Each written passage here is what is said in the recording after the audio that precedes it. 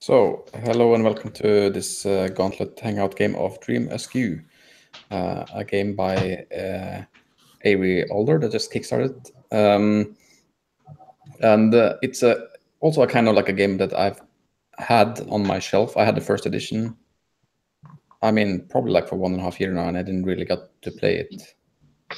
And even though this will be like a too short time, probably, because I think it's something that syncs in a campaign thing, but it's also supposed to be run quite nicely for like a shorter one-shot thing.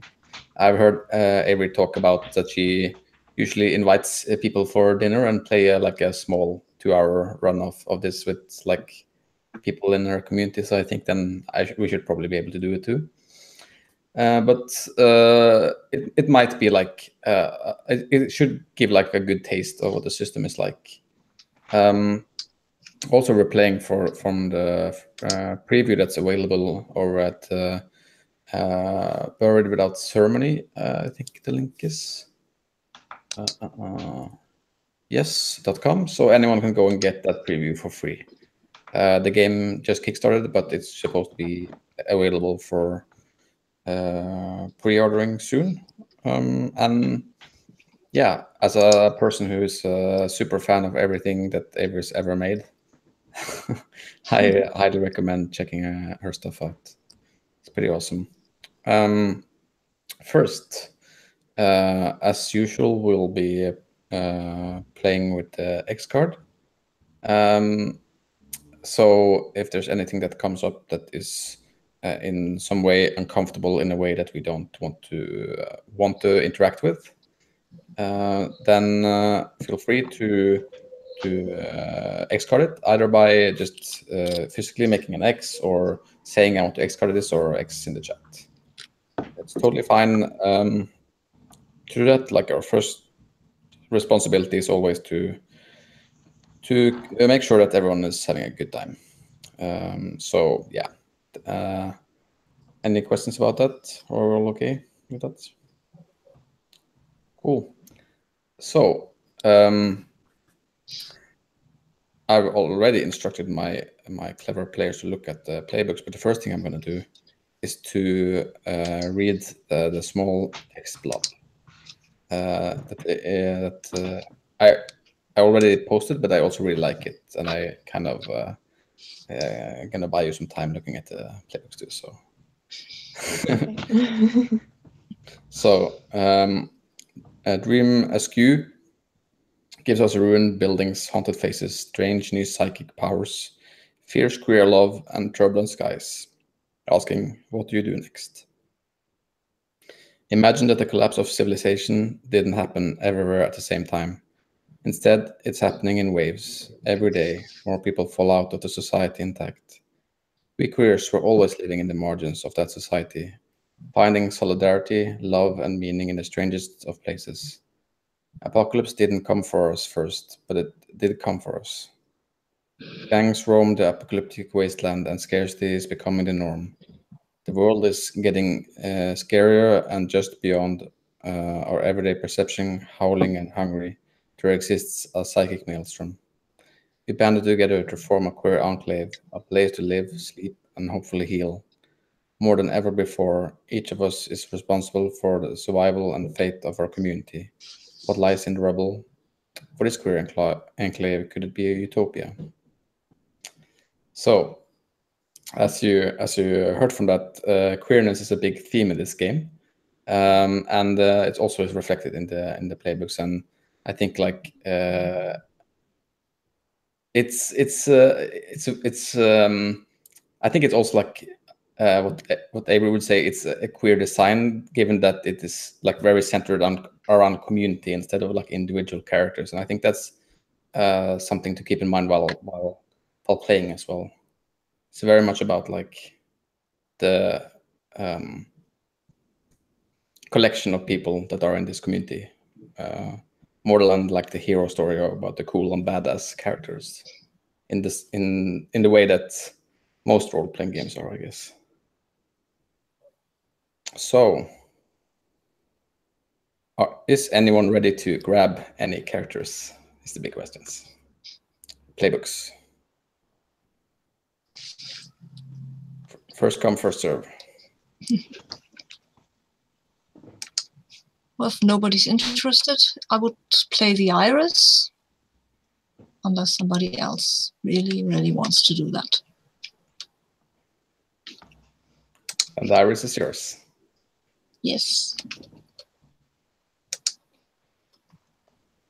Well, I think I'd like to be the Stitcher, or if somebody really, really wants this instead, I could be the Harper. Seems like we have a Stitcher then. Cool. And Ryan, do you have anyone you like? Yeah, I think from kind of quickly glancing at this, I think I'm gonna go with the Torch. Cool. I think I'll go with the Tiger then. And also, yes, this is a GM-less game.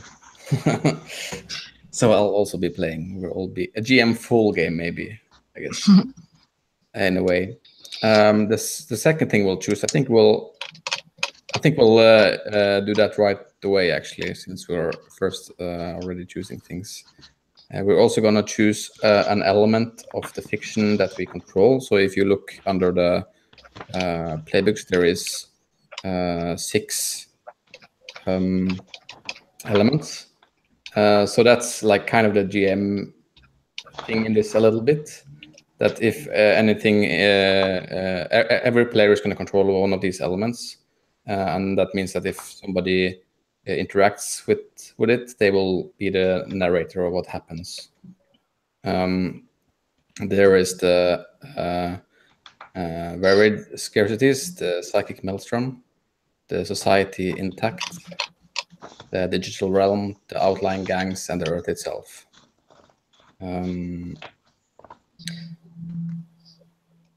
I think maybe actually I'm gonna let you like mull on that a little bit while you choose your character things. But those are the ones we're choosing from, and we can just use 5 minutes to fill out the character choices. Any questions? Cool.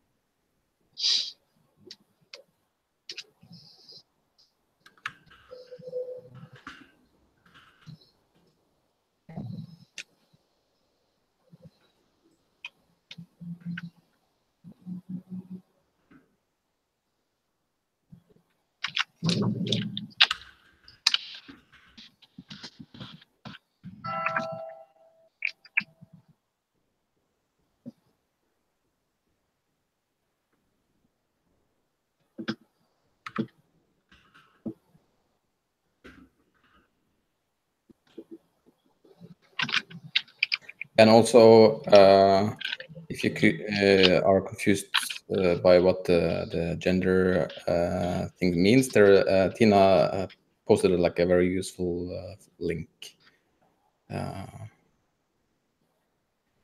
where at least most of them are explained, and some of them just gender is fluid in the apocalypse. We don't have this like society's conventions about what gender is. So also just use them as a, don't feel like you're bound to do like a correct interpretation of it. I think it's most important that it sets a space where you can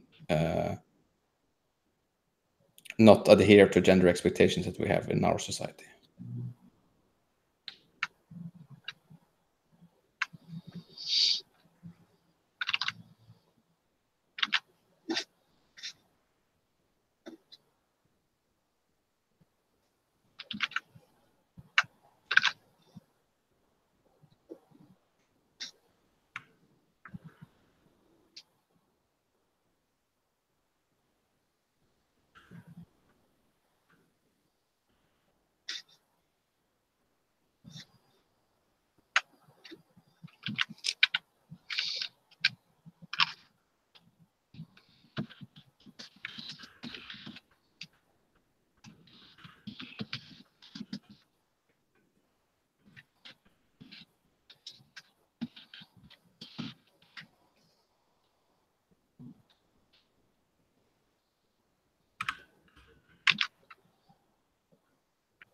probably gonna have a bicycle gang.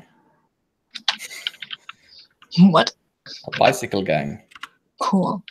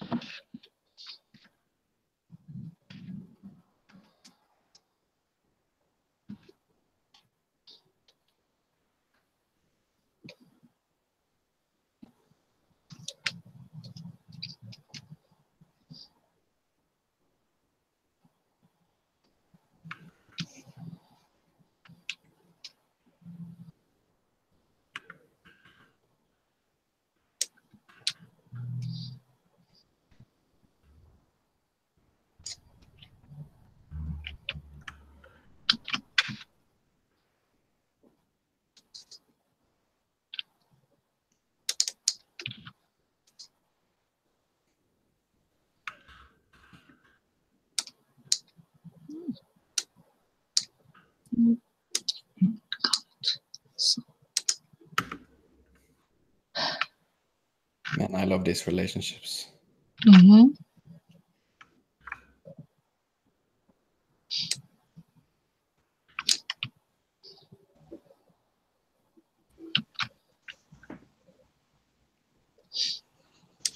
Cool.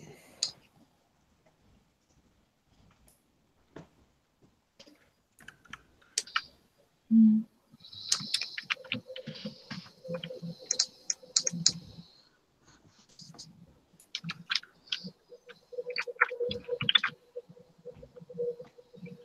Oh, no.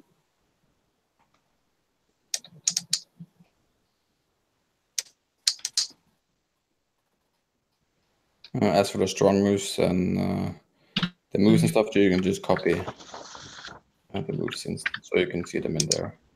It's probably like easier than looking at two different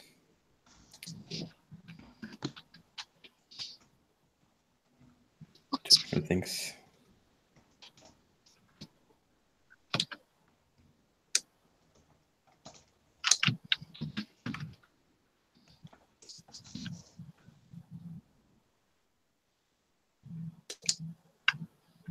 Mm. Damn it.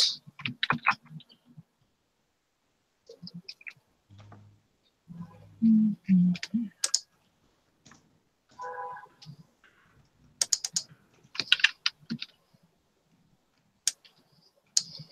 I think you'll notice that when people post their weak moves and strong moves, that we have different weak moves and strong moves, which I think is pretty cool based on our playbook. Mhm.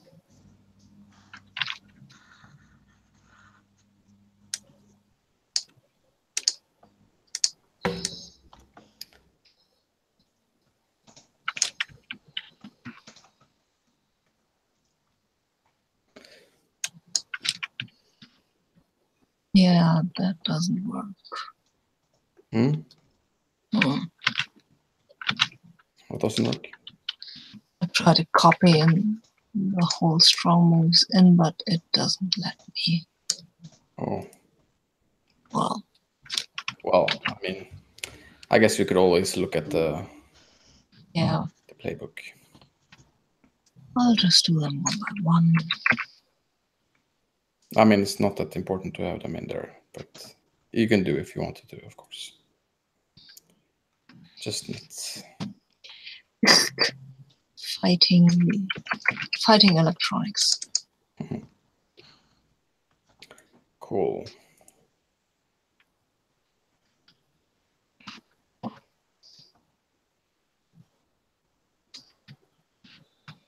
Yeah, and also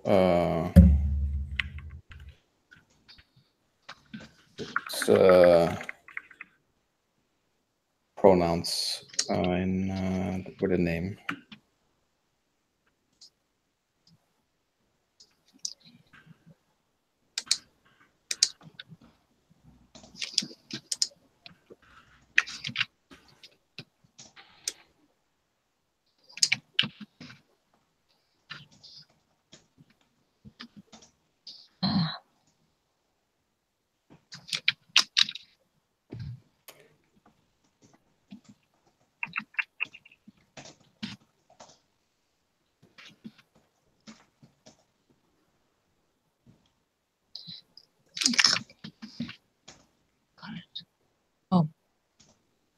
Well, come here.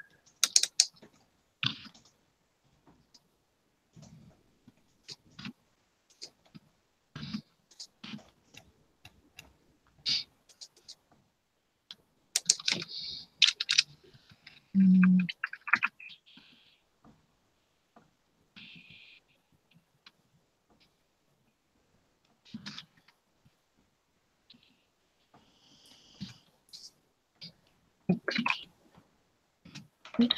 God and Mama.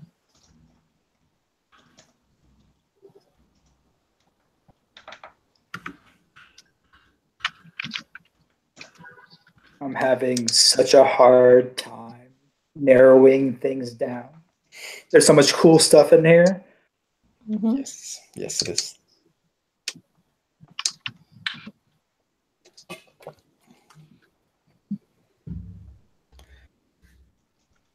Yeah, I'm pretty excited about my choices, actually. I don't know, I like them.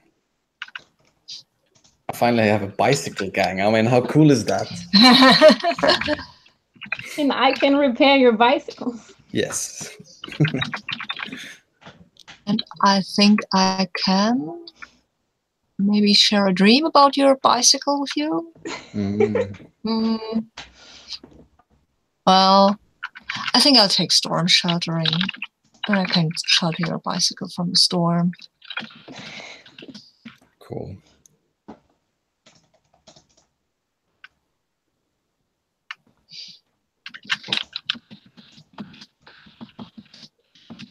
I think actually I'm gonna change my trappings then, because I have a safe house and it would be cool to have you like actually having the. Also, I can have riot gear, bicycles and riot gear. Ooh. Okay. Yes. It makes for a good aesthetic, I think.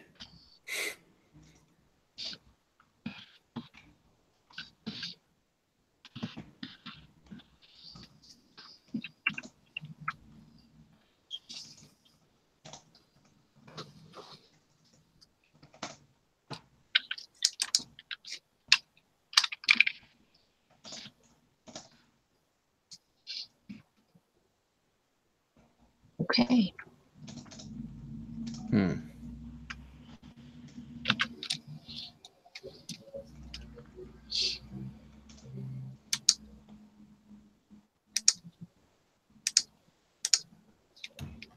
Cool. I am good to go for my character, I think. And I'm also gonna choose the question I'm gonna ask to my left. Oh, what's that gonna be?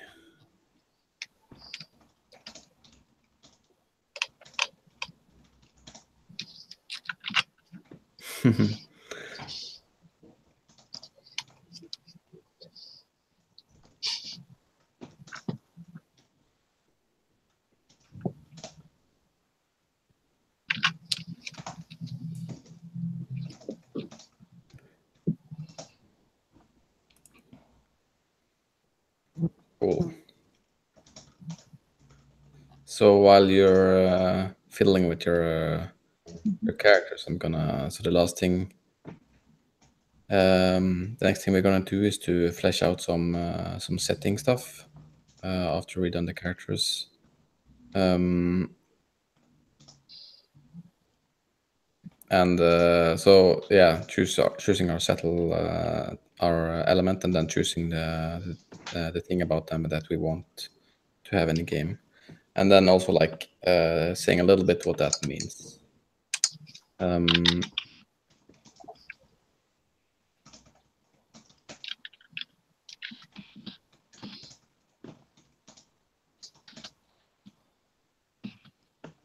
What desires they have, pretty much. If you see you'll see on the elements, there are desires that you're supposed to pick out from a list there. Where do I look up desires? It's on the, if you look under the playbooks, There's Yes. elements, and then it says like to the left, circle to the side. Okay. So we have to decide on how to break up the elements first, Yes. don't we? Cool. Yes, we do. I did see some wishes though. I'm pretty actually for this one. I'm pretty good with pretty much anything. They're all pretty cool. I think I don't want to play the Psychic Maelstrom because it relates so strongly to my character, and I don't want to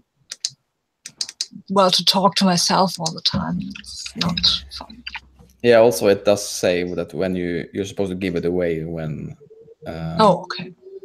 But what does that mean anyway? That means if you're, so if your character is involved in something that includes this element, then you give it away to another player. So they can another player. Okay. Yes. Do I get it back? Yes. Okay. It's just so that you don't play both the player and the GM at the same time. I see. So if I chose the gang thing, the outlying gangs, and those gangs would need to interact with my character, then somebody else would play them, right? Yes. I like the gangs. Yeah, I actually want to avoid the gangs because that's also kind of interacting with my thing, I guess, with my bicycle gang. Okay. There are other gangs that are more terrible. I think they are more terrible anyway. Yeah, man, I could have chosen motorbikes and guns, but I chose bikes and riot gear. So, I mean, clearly. The bikes do have an advantage. You can go everywhere with the right bike. It's true. Yeah, and fuel is scarce. Yeah, it's not a problem. Fuel. How are you doing with your characters? I'm fine. Yeah, just copying the last of my regular moves over. Yeah, it's fine.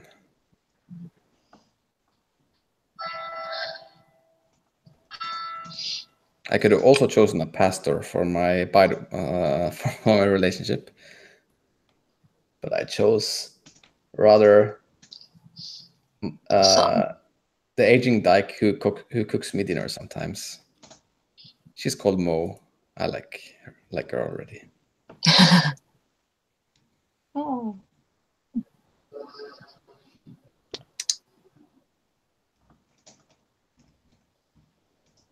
Cool. So, has anyone you like the gangs, Sabine? You want it? Yeah, I like the gangs. Yeah, you just take the gangs. I'm taking the outlying gangs. Is there anyone else who has strong wishes about which elements they want? Earth itself, is that already taken? Nope. Yeah, I like that. Ooh. I think maybe actually I am gonna take the Psychic Maelstrom. Cool. So that we have that for our Psychic Maelstrom person. Which one do you want, Ryan? You have Society Intact, Digital Realm, Varied Scarcities, and that's it, I guess, left. Oh, I like the Coven I was asked to leave. Oh.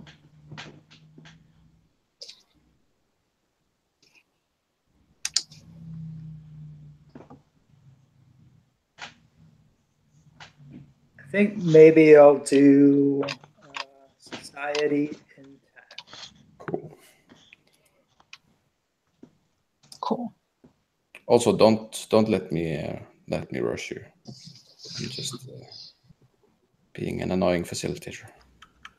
I'm being a very slow character creator. So. It's okay. Yeah, I mean, we are not in a hurry.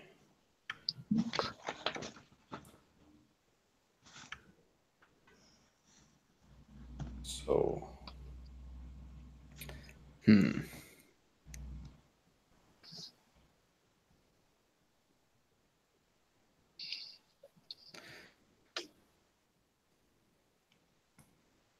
Oh man, this is pretty cool actually.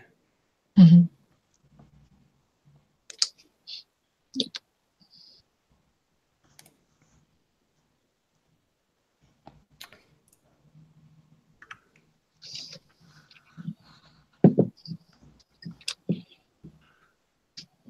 And pretty much you choose 2 desires for your element. And I think also we should talk some about this. I think I want,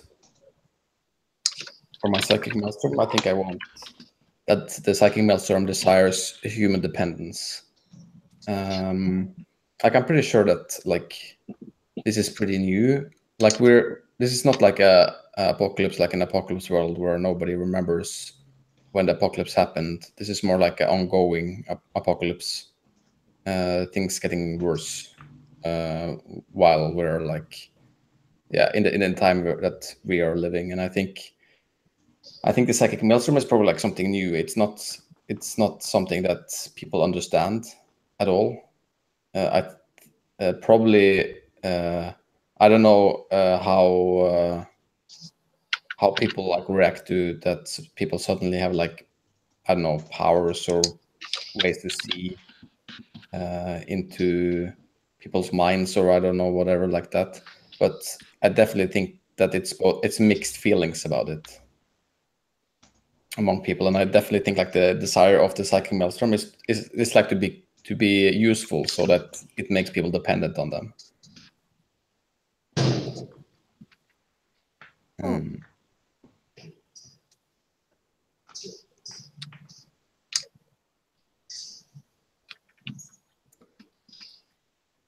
Is it like some kind of dark internet addiction, or something like a drug that people can let go of? I'm pretty sure my character would tell you that they have it under control. Yeah. Yeah, I don't think it like it's. I think it's like Stop anytime. I think it's like a like very undeveloped collective consciousness kind of thing. Like I imagine it being like if I don't know, like the science fiction concept of a hive mind, except it's like just starting to develop, like that there's psychic connections between people in a way. And that it's not like it's more than just like the individual elements, like individuals connected to it. It's something of its own. That's what I think. Yeah. But yeah, and with room to explore for that, I think. And I think on that note, I'm gonna also choose fervent intimacy.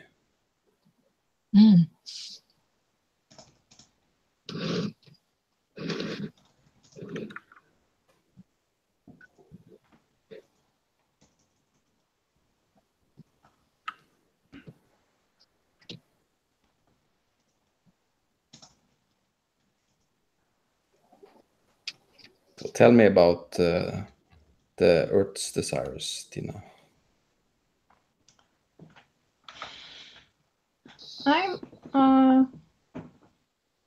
Well,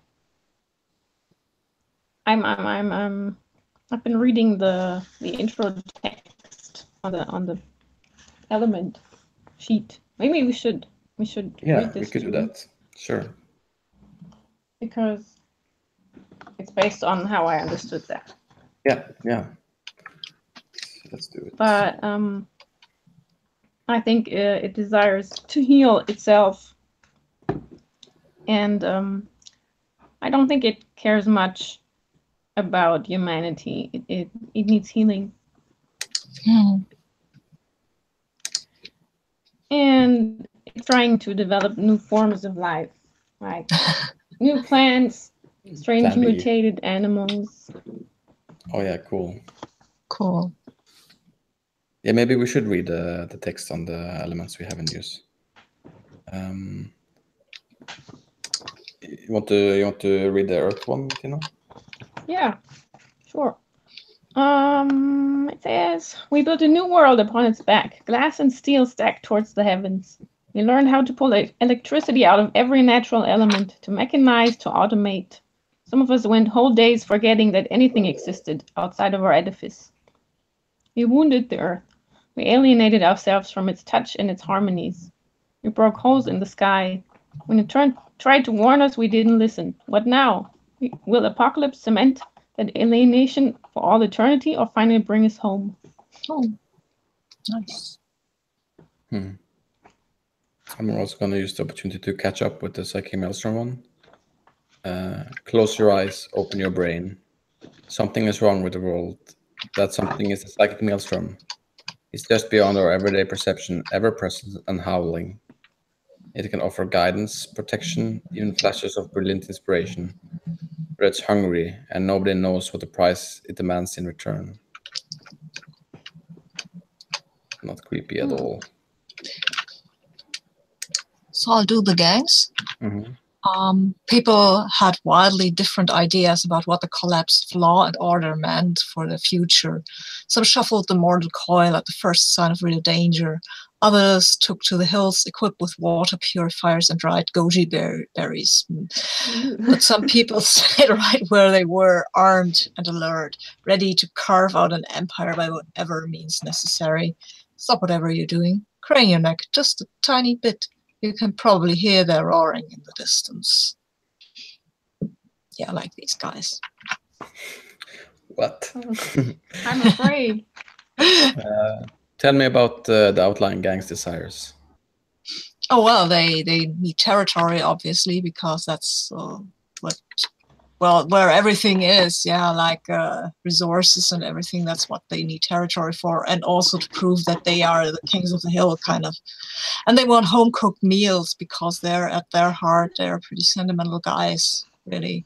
They long for family and the stuff which they probably don't really have. Yeah, probably don't really want to say because of like the. Yeah, they're pretty macho. They really are a bit sentimental and romantic, but they can't face up to it. Cool. I bet they're really jealous about what we have.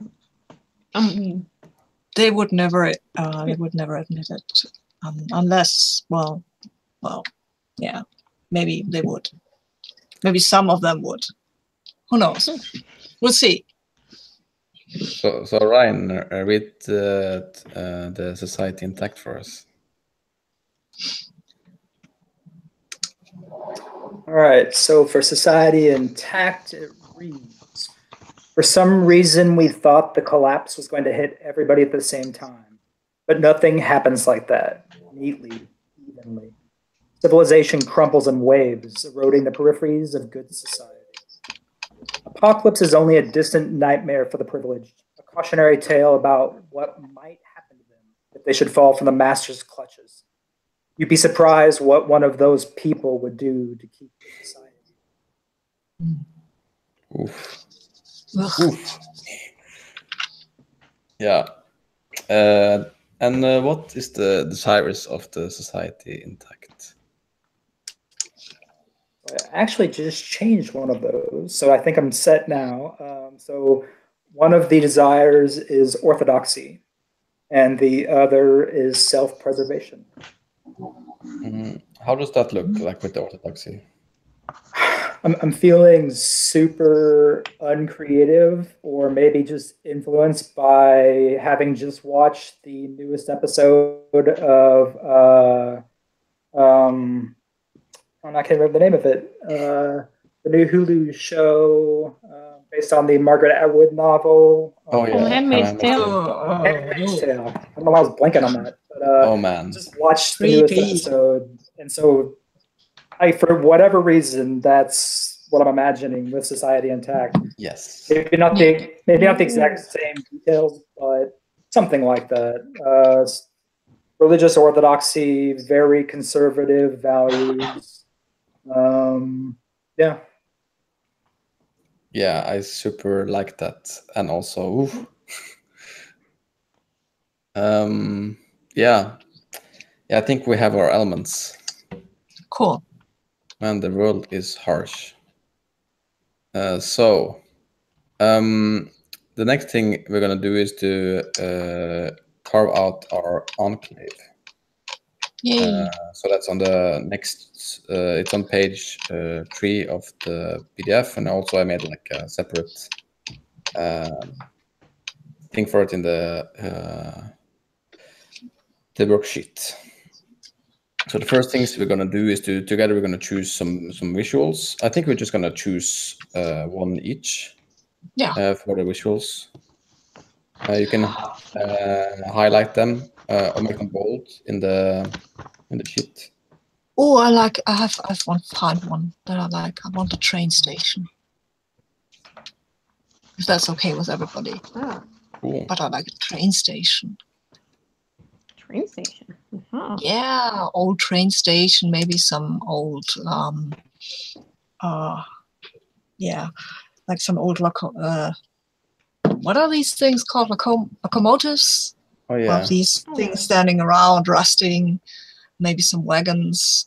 Ooh, mutant plants. Yes, I want mutant plants. I think Where are I'm my yeah. train station? Huh? Yeah, I really like imagined this overgrown train station. Yeah. Like I think there's actually I don't know why. I think maybe it's like because it's in like a dome or something like that. But it's like somehow shielded for the weather, and thus like there is a lot of plants growing there. It's almost like a natural greenhouse in a way. Yeah, maybe it's that kind of train station where the trains stop. That's where it's where they just go in and go out this in the other direction, but they don't drive through the train station. You know what I mean? Mm-hmm. Like that, and maybe there is a glassy dome over this, like in Frankfurt actually. Yeah, and probably like the heat, like it's warmer now in the world, and thus like it wasn't intended to work like this, but now that it's warm, it's somehow like keeps the warmth in a little bit. Ooh. And like the acid rain doesn't come true. Yeah, but we can't cook inside because that would make the air too bad. So we need to cook outside. We have outdoor kitchens. Mm-hmm. Cool. So you have any outdoor kitchens? Yes, cool. An abandoned complex. What's the abandoned complex?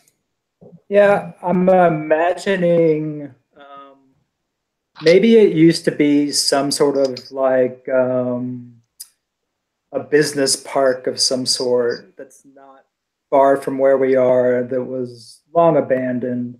And that's where my followers and I gather to tell our spiritual stories about how we're going to survive the apocalypse. Cool. Yeah, I like that. Maybe it's like maybe it's like the train station at the Congress Center or something. Or it could be a construction site. Maybe it's a big construction site with lots of containers, so where the people used to live in. Would that be okay, or do you imagine something bigger? When you say construction site, it made me think if there are things there like machinery that might be important to the civilization that's still standing, there might be a reason why they might cause trouble for us. Yeah. So I like that. Yeah. Cool. Yeah, I like that too. So we have our visuals, I think. Next thing we are going to do is to together we're gonna choose 3 things that are in conflict in the enclave.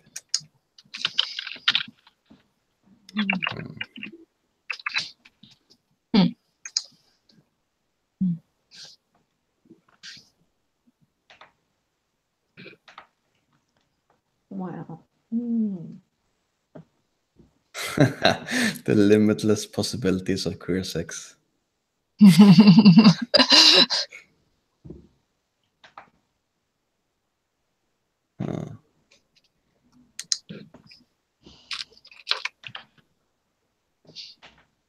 think maybe like I'm gonna suggest desiring a return to society. Maybe that's okay with you. I think I like like that. because I mean, even though I imagine this being like a pretty radical decision to go out of like the society that's intact, even though it sucks, but it's like such a harsh living. I'm sure that people would, like some people would, like, oh, I mean, sure, it was bad there, but it's even worse here, kind of. Like we might be free, but we're hungry all the time and wet and cold.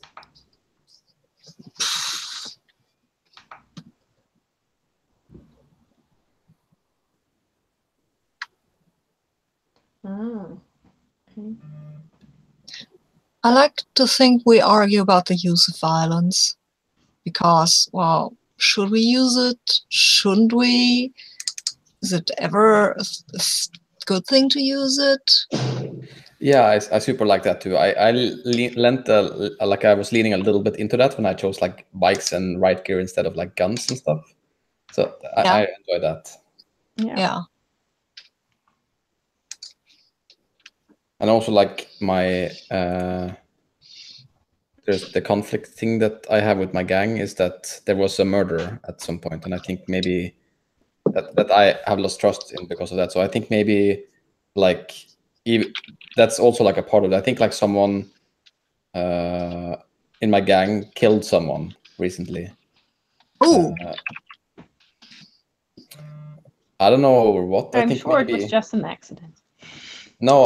I like to think that it would be over something quite serious, like something you would be quite understanding that someone would do something like that, something like abuse or something like that. Like it's something that you would, as a human, think that. I mean, okay, you know, I understand why that happened, but still, people are like, I mean, violence never okay, right? We're not a society like that. If you'd be okay with introducing that. yeah, cool. Yeah. I was considering psychic privacy because the psychic maelstrom, it looks to be kind of dangerous. And I've And got then the there's shared dreams power. Exactly. Yeah, okay.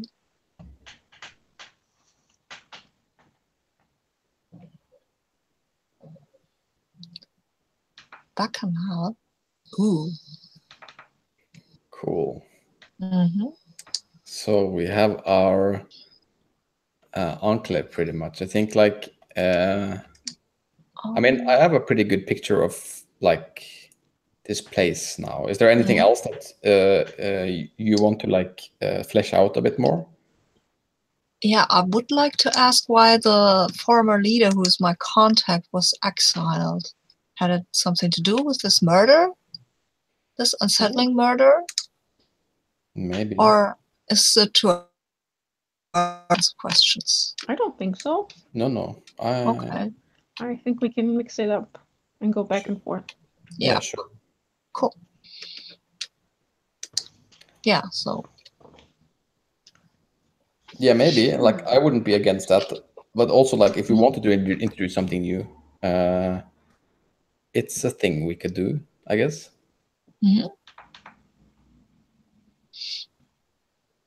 Does anyone have any ideas why they might be exiled? Yeah, what did happen at this murder thing? Who murdered whom?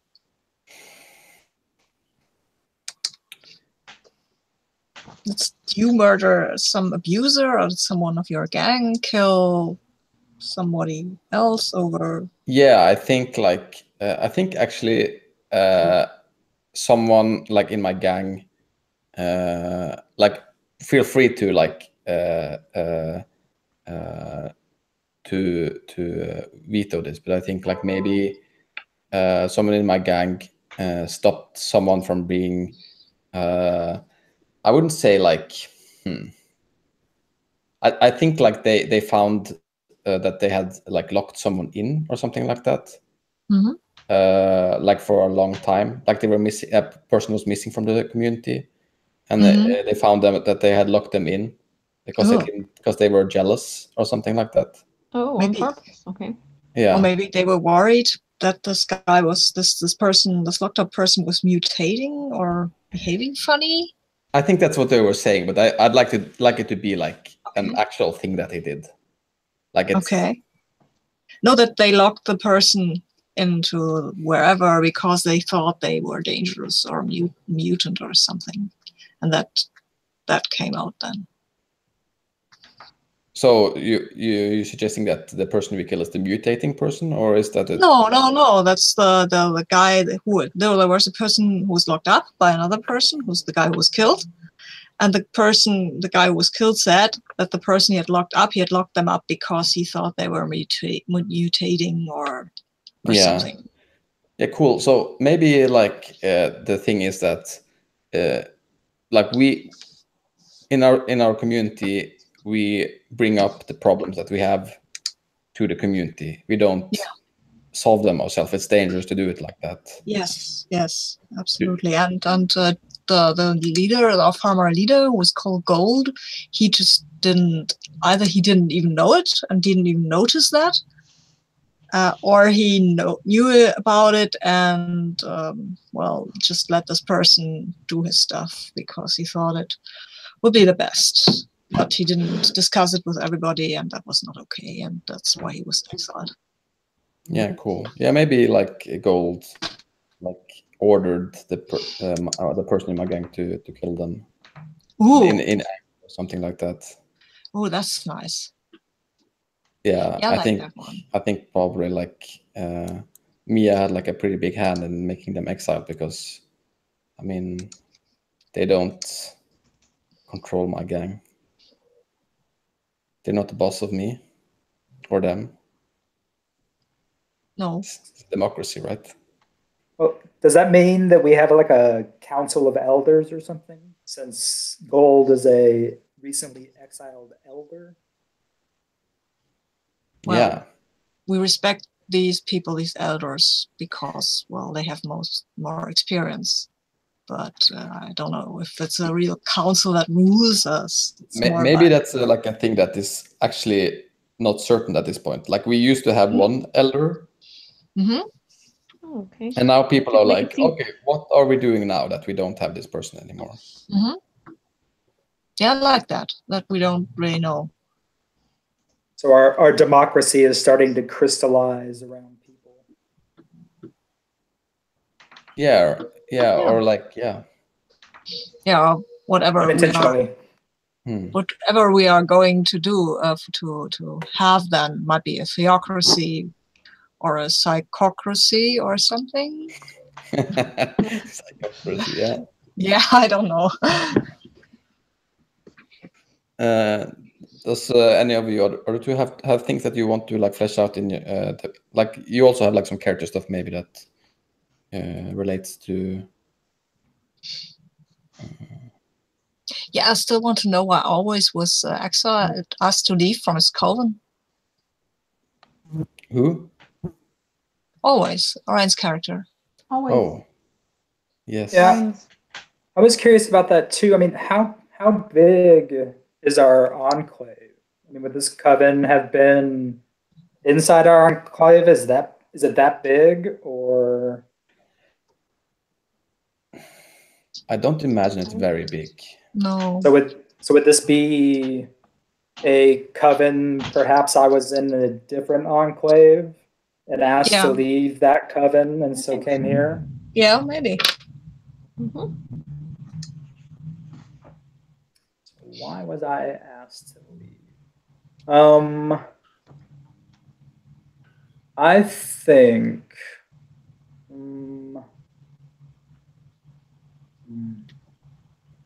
For some reason, I have this concept stuck in my head because I imagine Always as he's very sure in his masculinity, but he also loves to just flout gender norms. So I imagine him as this kind of big, burly, hairy guy who wears kind of like really small dresses and maybe sun hats and things like that. Which is this idea that he's got his chosen sisters. So his coven he has now, whether they're men or women, they're all sisters in this coven. I think maybe that might have something to do with why he was asked to leave.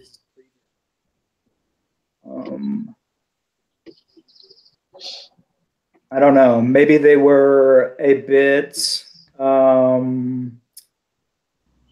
dogmatic about who could be called a sister or a brother, or maybe they felt that since he identifies male, but he also has this kind of loves to flout gender norms. Maybe they took offense at that. And so they asked him to leave the coven.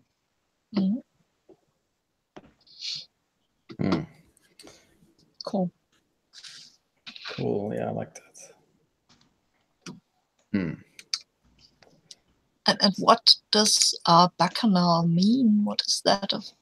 What is that? Brian, I imagine that we must have some way to distill some sort of bathtub liquor, some sort of moonshine. And so the bacchanal has to do with just consuming large amounts of this moonshine and just letting ourselves do whatever we wanted to do. I think that's why we meet out in that abandoned complex, because we don't want to disturb the rest of the enclave who doesn't want to participate. So it's just about imbibing ridiculous amounts of this moonshine and just doing whatever we feel like doing. Cool.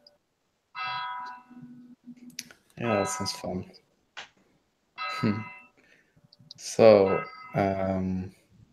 is there anything? I think if are we good for character creation and setting now? Is there anything else we want to? Maybe we should read the intro texts too. To our characters? For the viewers. Yeah, at least. That's a good idea. Yeah.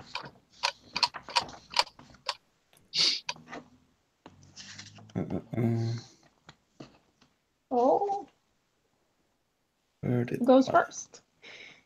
I can go first. The Iris starts. So, the psychic that's introducing the Iris.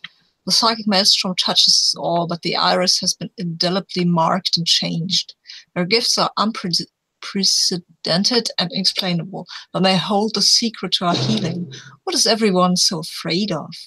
The Iris is an unnerving individual. Their power is mysterious, ephemeral, I don't know how to pronounce that, and unprecedented. Yeah, I can go next. I'm playing the tiger. The text is, the police fled the neighborhood. Things were scary for a while. Now the tiger and her gang own the streets around here. Is that ownership still contested? The tiger is a wicked, fierce individual. The power is social, violent, and hard won.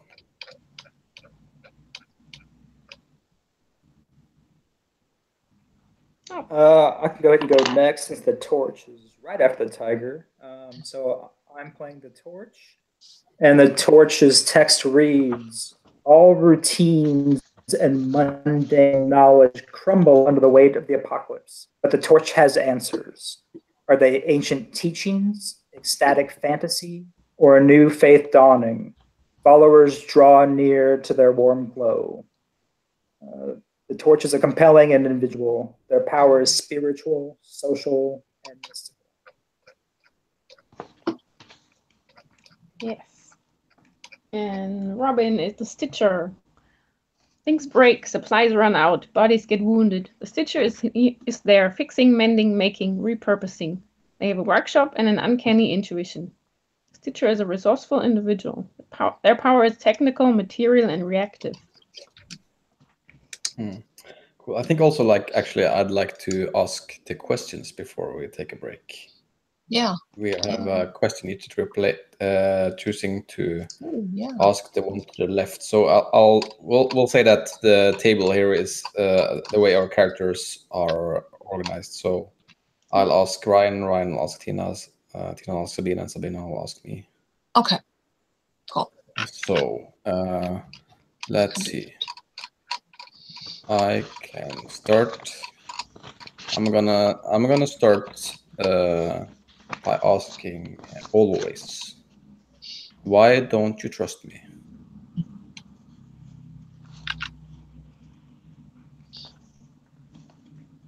I think that always has a hard time trusting Mia, because well, she has this gang of bicyclists with their riot gear, and I think I mean, it seems like they, even though they're the protectors, they kind of have this hardcore stance against violence of an extreme type, and always thinks that the chaos demands that we be open to everything, and so always doesn't trust that Mia,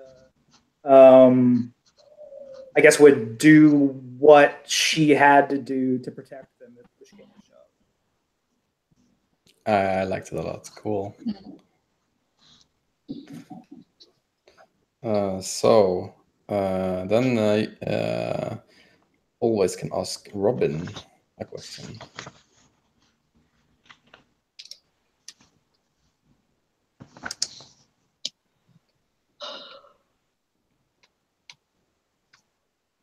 Okay, I kind of like this. So, Robin, are you among my followers and devotees?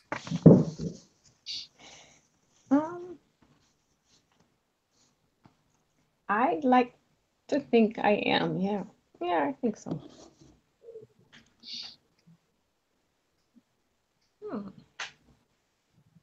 I like the rituals. They give me meaning somehow. But except now I can't really take part for the first time in a ritual and can get a token for that, right? Already gaming the system.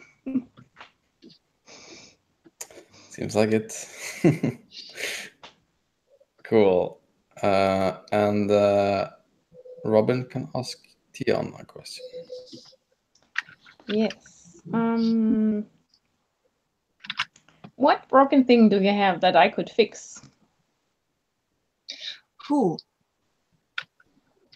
I think I have some sort of handheld walkie-talkie that seems to be broken because there is no counter station for it, or maybe Tion doesn't want it to have a counter station. He runs around with this thing. They run around with this thing, sometimes listening to it and communicating maybe with the maelstrom with it.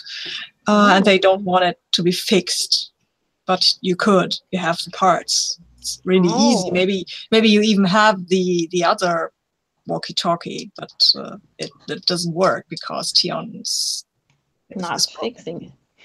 Yeah. Oh, interesting. Yeah. So I'm going to ask you, Mikhail. Yes. How have I unsettled you in recent days?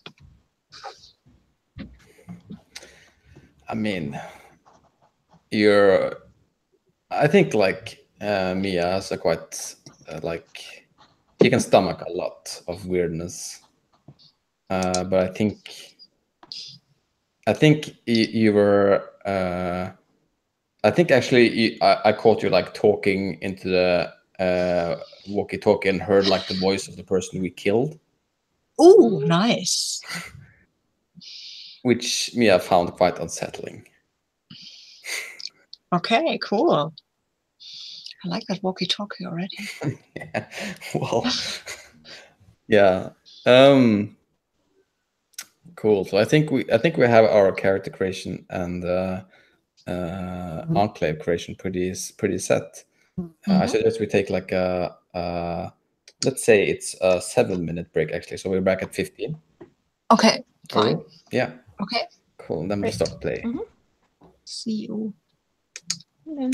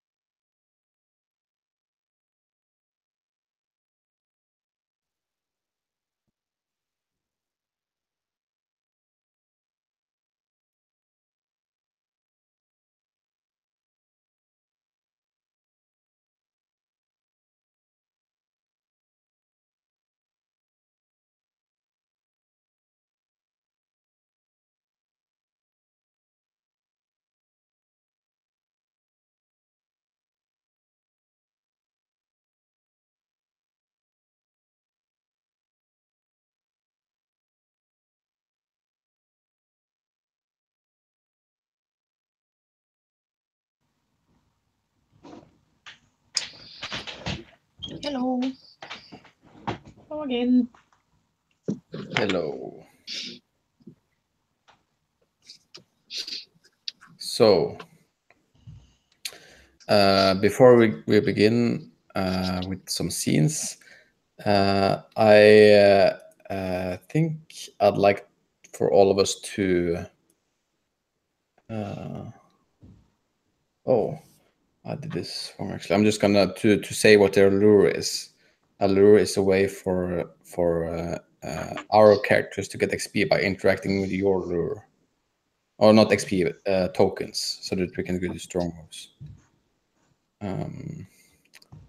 I can start with mine. My lure is whenever someone relies on me to solve one of their biggest problems, they gain a token. Can you please put it up in the doc, because I think you're the one. Yes. Ah, there it is. Okay. Yes, it's true. Great. So, what is your lure always? So for always, the lore is whenever someone participates in one of your rituals for the first time, they gain a token. Oh my. Let's get drunk together. Yes. And Robin, what's your lure? Robin's lure is whenever someone comes to you with something precious that needs fixing, they gain a token. Cool.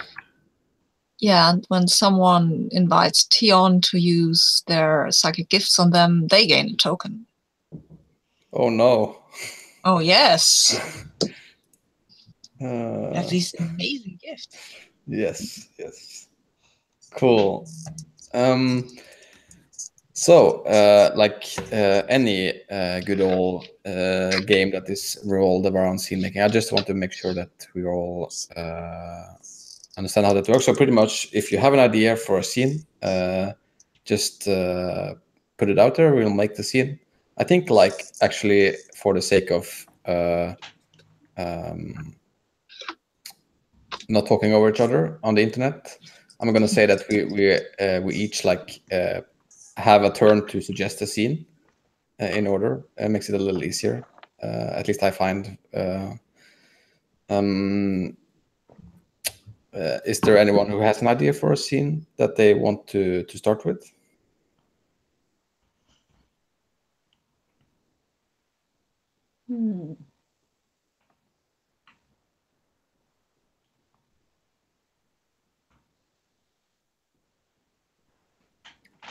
I think maybe I'd like to suggest that we can start with like a burial ceremony or something for the person who died. It would be cool because we could also see like the rituals in action, and like the community would be there. Yes. Yes, sounds good. Sounds good to me, although the only ritual I'll have will be Bacchanal, since the other one's a wedding.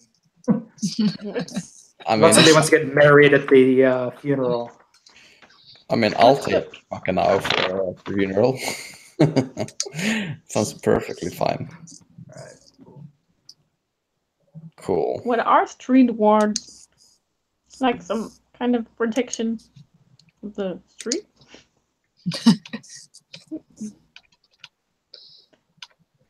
That wouldn't work, I guess. Well, who knows?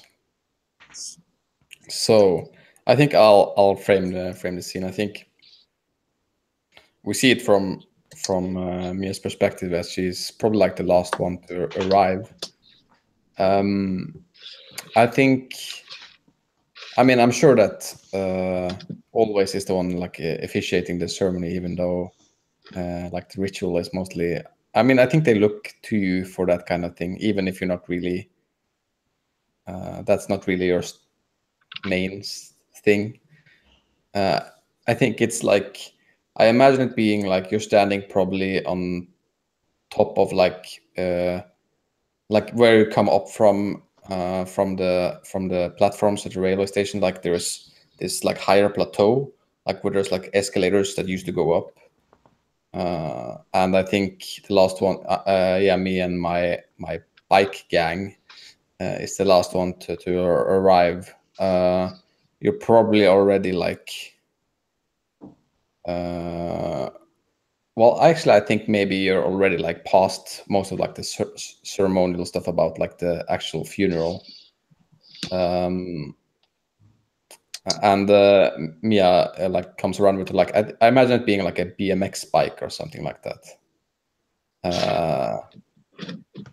She is wearing like a leather jacket and leather pants, and has like chains all over the place. I think she has like a security needle in her nose, like through here, and like a safety pin, I guess it's called. Yeah. And I think like a short crew cut,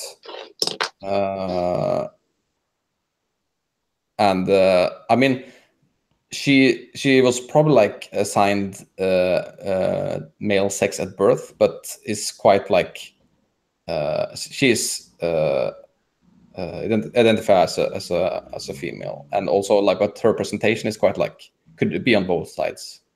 Like it's either like a masculine woman or a feminine man. And I think like her gang like comes like slowly comes after. I think none of them were there. You see them being a little like agitated over like coming to the situation, probably because I mean obviously this killing has caused some distress internally in our group. Where do we see what is always like doing to like finish up the ceremony? I think it's in my mind anyway. I imagine that maybe even the ceremony itself, the kind of always probably tried to say something about the chaos of life, and you know, we come into the world unknown, we leave unknown. That's just the chaos of life. It tries to give some sort of talk around this, and then at the end, he tells everyone that because of this, death is not something to be mourned. It's not something to be celebrated. It just is. We should react however we feel we should react. And with that, we shall begin the bacchanal. And I imagine there's probably maybe just garbage cans full of this moonshine, and kind of stacks of cups and glasses and mugs and just all kinds of stuff just piled up next to these garbage cans. And as the kind of, as always is done with his sermon, he motions people to come forward and to grab some sort of cup or whatever and just dip it into the trash can and begin to drink. And so maybe that's already been happening as Mia and her gang kind of arrive, maybe a little late. And so as they arrive, always we'll grab a cup and bring it to Mia. It's kind of to kind of try to encourage her and her gang to join in. Mm-hmm. Yeah, and I think like probably like at the arriving, like the also like there's a lot of like eyes turning towards the situation, because I mean I'm pretty sure like that Mia's non-presence and the gang's non-presence has been noticed, and I think as you like come with the moonshine, I think she grabs it and like I think like looks around at everyone. How does people look at her? At Mia? Mm-hmm. Remind me who the person was who was killed? I think we didn't say, but I think I'm Okay. calling them Lively. Lively. Mm-hmm. Well, not anymore. No. Is somebody who was well liked? I don't quite remember why the thing happened. Because he kept someone locked up. Okay, of course, then he wasn't liked. Yes. I mean, it could have Maybe been he before was- that, but He was Yeah, probably well respected exactly. because he or they or she were a very strong person, strong silent type maybe. called Lively. What a yeah, well. I like that. Or maybe they were a very outgoing person who was well trusted actually. One of those. We never suspected anything. People said, well, yeah, exactly that kind of guy thing. So Person. just to make sure I get the order of events correct in my head, Lively locked up somebody who was mutating, I guess, and then Gold killed Lively, No, and then Gold was exiled for that. Gold ordered someone from Mia's gang. That's right. To kill Lively. And I'd like the person who was in prison that had to have been Nerys, because that's my impure soul I monitor carefully. So I'm still cool. Yeah, and I think Lively is a him actually. Yeah. Kind of think so too. Cool. I imagine like then probably there's quite a lot of mixed feelings of people looking at Mia at this moment. yeah, definitely. And I think I'm gonna do a weak move here and get high at the worst possible moment. And I think she just take the cup and just like, I think she downs it actually. And like to the people around, like just like holds the cup up and says, we may all have different feelings about the recent death in our community, but Lively was one among us, and we shall honor him. And like take your cup and celebrate his life like he would have. How does people react to that? Well, always for sure raises his cup, and I think any of Always followers who are particularly devout will do the same because they recognize wisdom's the wrong word, but it's the right thing to do. So. Yeah, I think Tion just stares into their cup because, well, drinking, they have had not so very great experiences with getting drunk. So they just stare into the cup and stare at the movement of the light on the liquid and just behave strangely as they usually do. You hardly see the face because they wear the hood and robes. They look pretty strange. Well, Robin is busy. They brought some kind of thing to tinker with during the ceremony because she's not that great with people. Of course, I said she again. Maybe I could. No, they. It's fine. It's I'm allowed. staying with they. Okay, we'll work around this. I think Tion will stare at Robin just blinking while she's tinkering with her thing because they seem to be interested. Yeah, I think at this moment one of her twin apprentices there. Maybe I should just change it to her. Their twin apprentices. I think it's Corey. Just hands her one of those cups, and they just look and critically taste the stuff and oh. Not that kind of thing. I think Tian will mirror when she tastes it. He will mirror that. They will mirror that. Just a sip, and then they will make a face as well.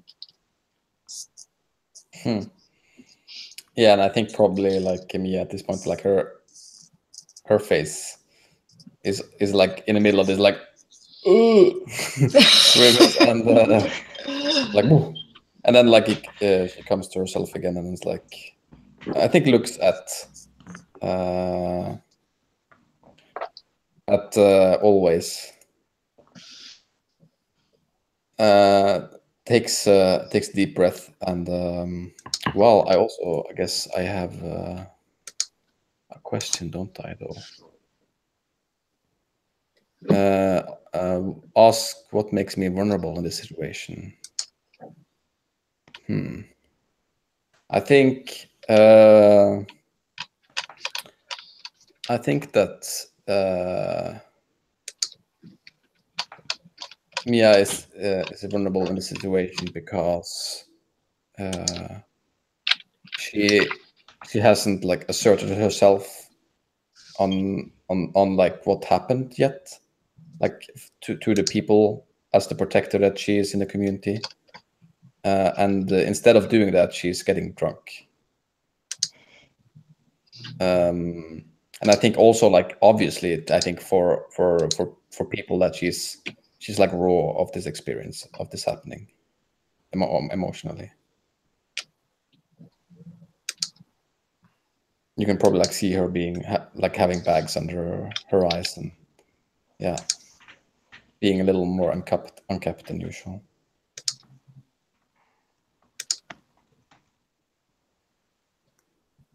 Nice.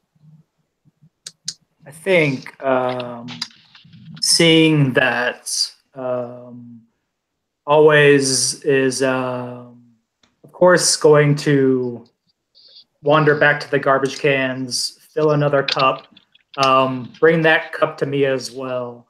And seeing that she's not doing well. When always hands me the cup, he says,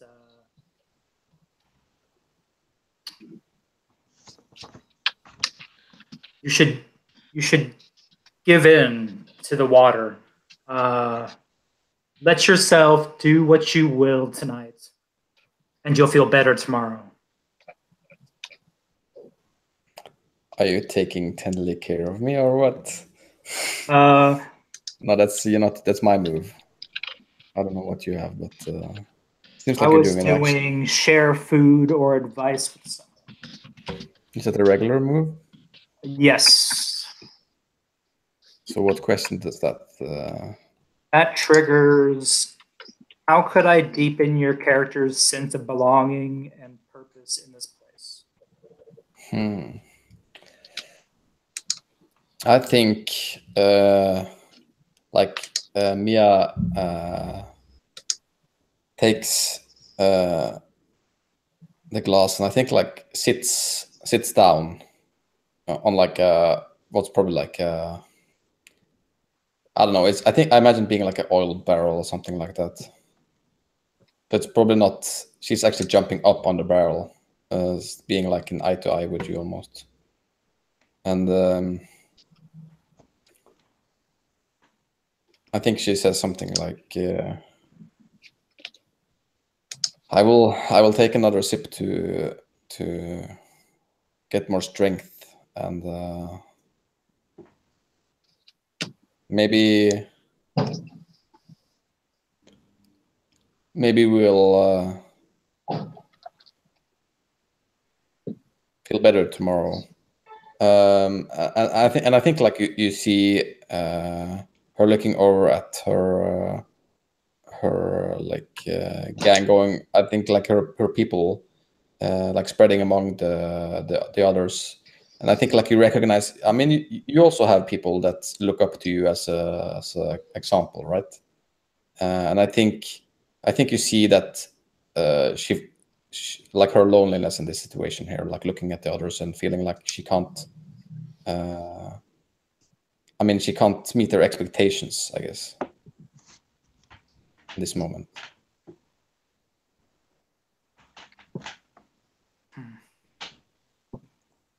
And she like takes another like big sip of the glass, looking at you with pretty blank eyes at this point, probably.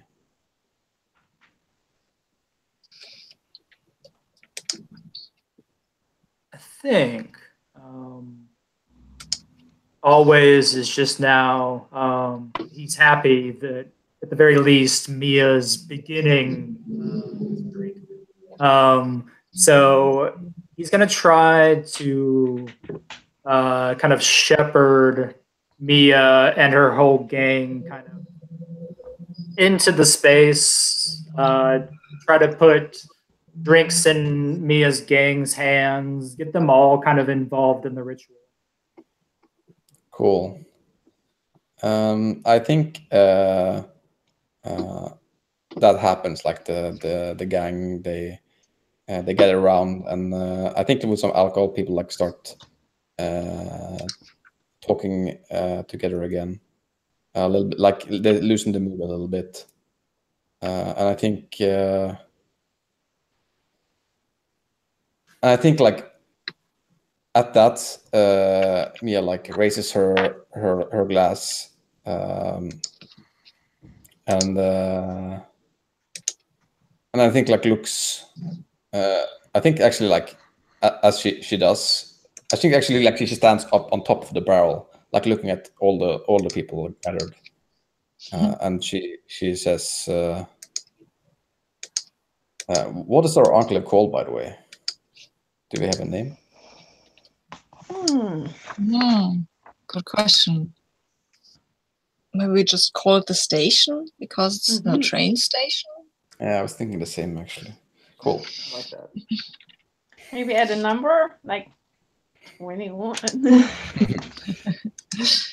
9 3/4.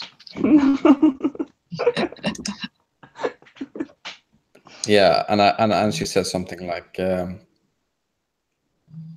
"Dear stationers, I know we're all saddened by loss, or angry, or even confused and afraid.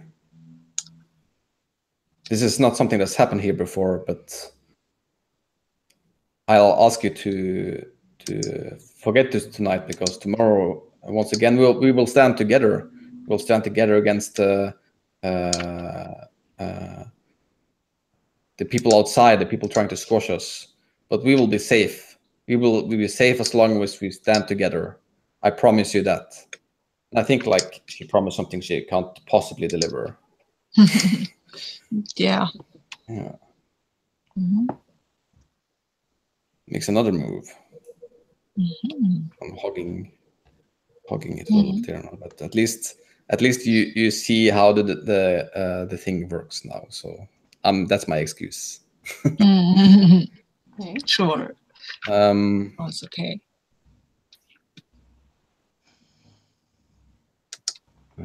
We can just ask whose motive should I see right now?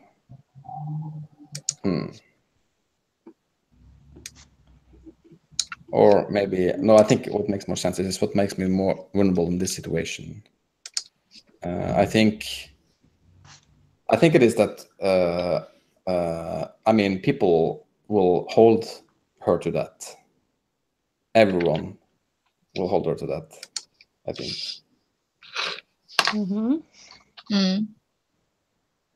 That's a bad position to put yourself in. And she put herself at the front, really. Yes. everything. Like she is the protector, and everybody can rely on her. Yep. Cool. Does anyone want to do? Yeah, let's. So what is Robin and Tian up to? How do they react to this? I think Robin is still unsure how to process the whole thing. They're actually against killing this person, and they thought they should be locked up themselves just for retribution. And killing is just something they can't. No, it's just not working for them, and it's just working out in their head how to process the whole thing and who to talk to, or whether to talk to anybody about their doubts. I think Tion will start a conversation with Robin, and they will ask them, do you think she can do that? Or do you even think she should? Keep us safe, you mean? Or kill people? Yeah, everything like that. That's like she's like our leader, or she and Always are like our leaders. Do we have leaders now? No, shouldn't they be accountable for things? I don't know. I'm really asking you, Robin, because I think you're important too. Oh, you think so? Yeah, I mean, Always he gives us, I don't know, structure or something, and Mia gives us protection, but you fix everything, things that are broken. I think that's more important, really. Well, I just do what needs to be done, honestly. Yeah, but isn't that important? I guess so. Hmm. I just really like working with things, you know. I'm not so great with people, and I'm just good with stuff. Well, I'm not good with stuff or with people, so, well, I guess you're better. All I'm good at is, I don't know, weird stuff. Talking about weird stuff. What about the thing you're carrying around? You need that fixed? No, it's perfectly fine. It works. Yeah, for weird because stuff. Oh, It's not. just saying. No, I mean, not like I can hear everyone on it. Yeah, but well, they don't want to disclose they have the counterpart and know that it can't work. So they say, oh, okay, I just thought it was broken somehow, but I guess I'm wrong. So Yeah, it's great. Maybe it's kind of broken in the sense that it doesn't link into what it linked into before, radio stuff or something. But I think it's linked into everybody now. Like, That's interesting. yeah. You think? You think Yeah. you can talk to people who? You mean talk to other people or people who were dead? Kinda, yeah. Sure. I think I want to experience the psychic flashback now because I have been doing that, and I'm staring. So Tiana staring at this walkie-talkie. They have it with them, and he just blanks out. His eyes roll up into his head, and he starts twitching a little bit. and murmuring something about I had to do it. It was for everyone. I had to protect them, protect them, protect them, protect.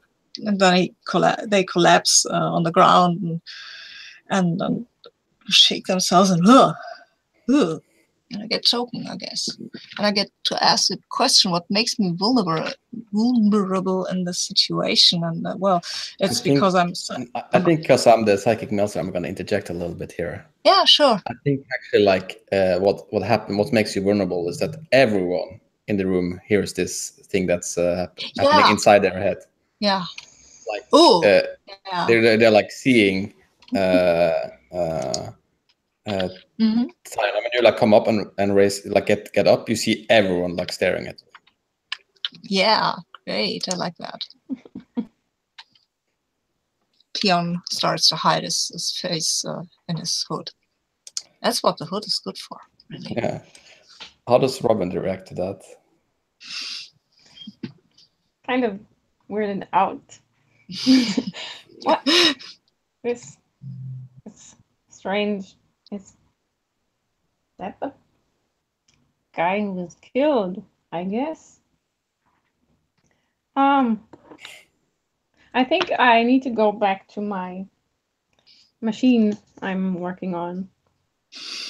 Just freeze into taking apart a few of these tiny things that are inside and just unsure how to proceed. Yeah, I think maybe if there's nothing else that either of you want out of the scene, maybe we cut it, like the people disperse after that a little bit. Yeah. Yeah. Cool. Mm-hmm. So cool. Too. So, always, do you have a scene in mind that you want to play out? What is always up to?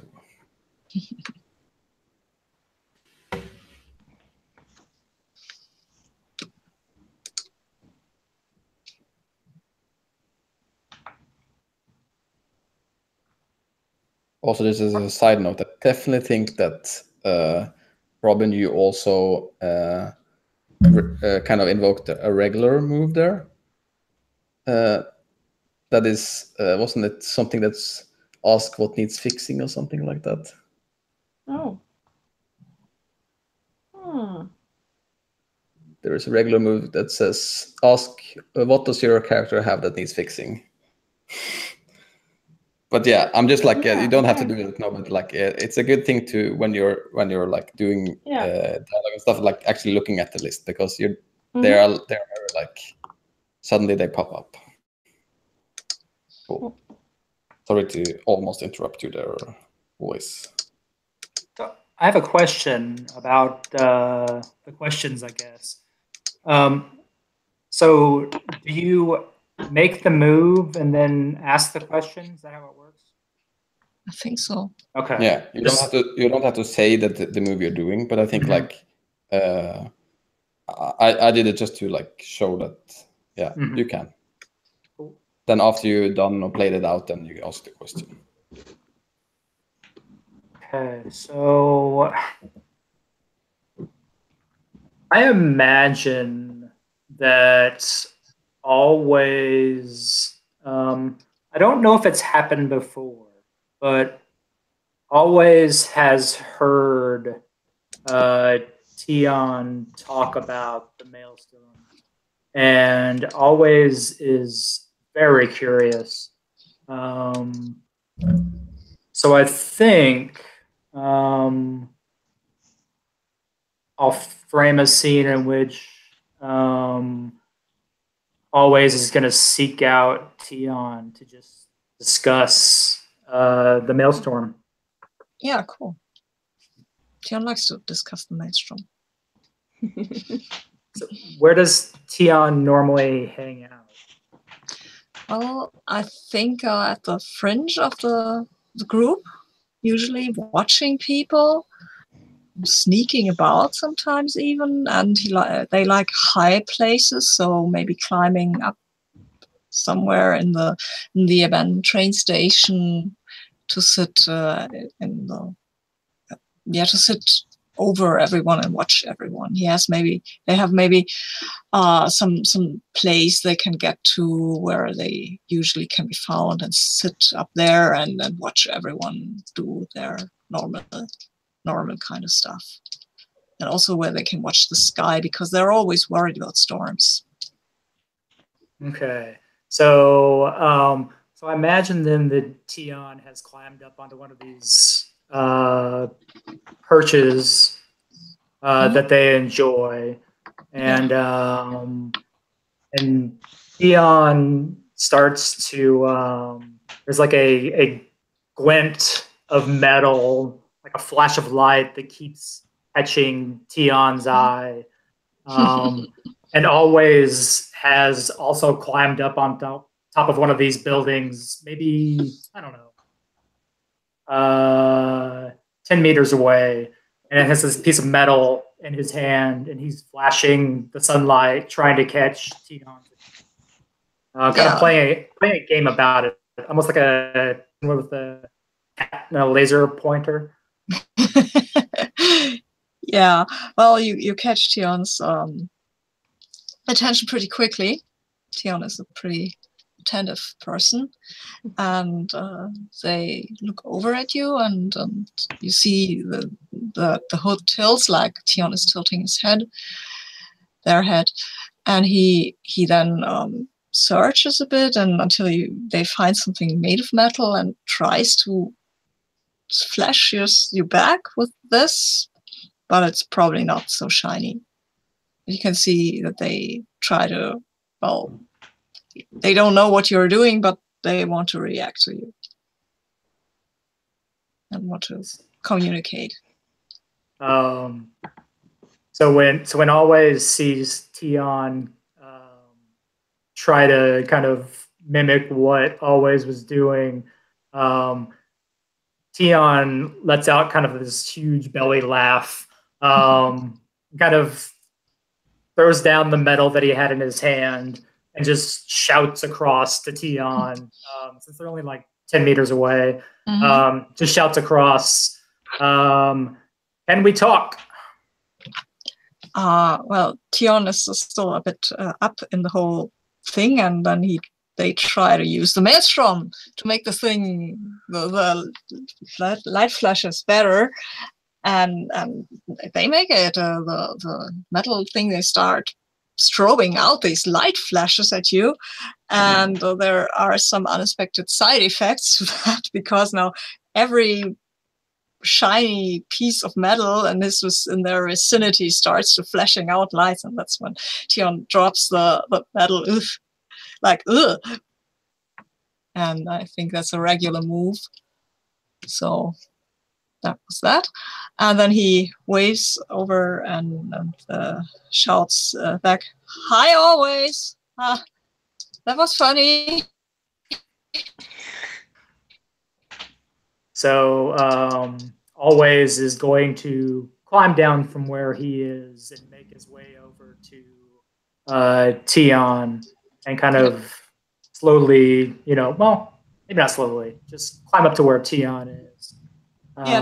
Tion climbs down because they realize that Always probably wants to talk to them. Okay. And he says, "Sorry, I hope that you weren't weirded out by this, but I thought I'd make some flashing lights myself." So can everybody see these flashing lights? Yeah, sure. Everybody can see these flashing lights, and they are dying down now that they've dropped the metal piece, but slowly. And they look a bit, if you're closer, you can see that they're a bit exhausted and slightly pale, and hands a bit shaky. So Always says, well, no need to apologize. How did you do that?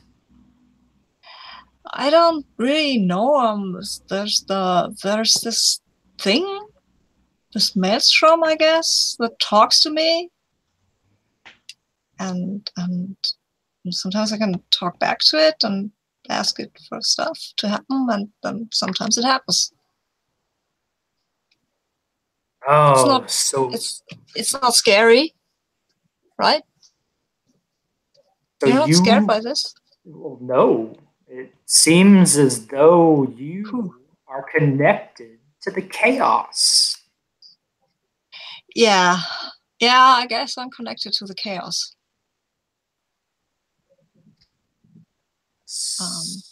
How long have you been connected to this?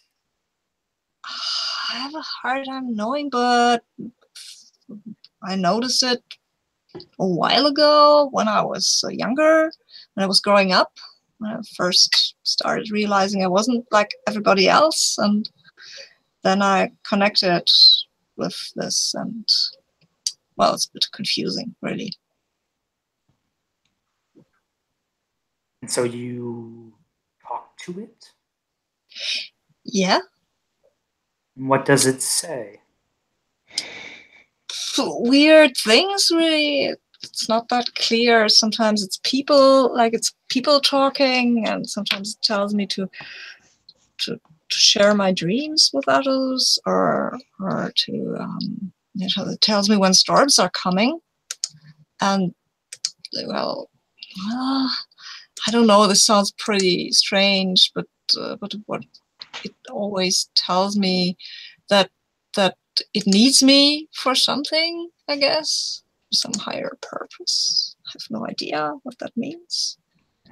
The chaos needs us all for a higher purpose. Yeah. Yeah, but what purpose?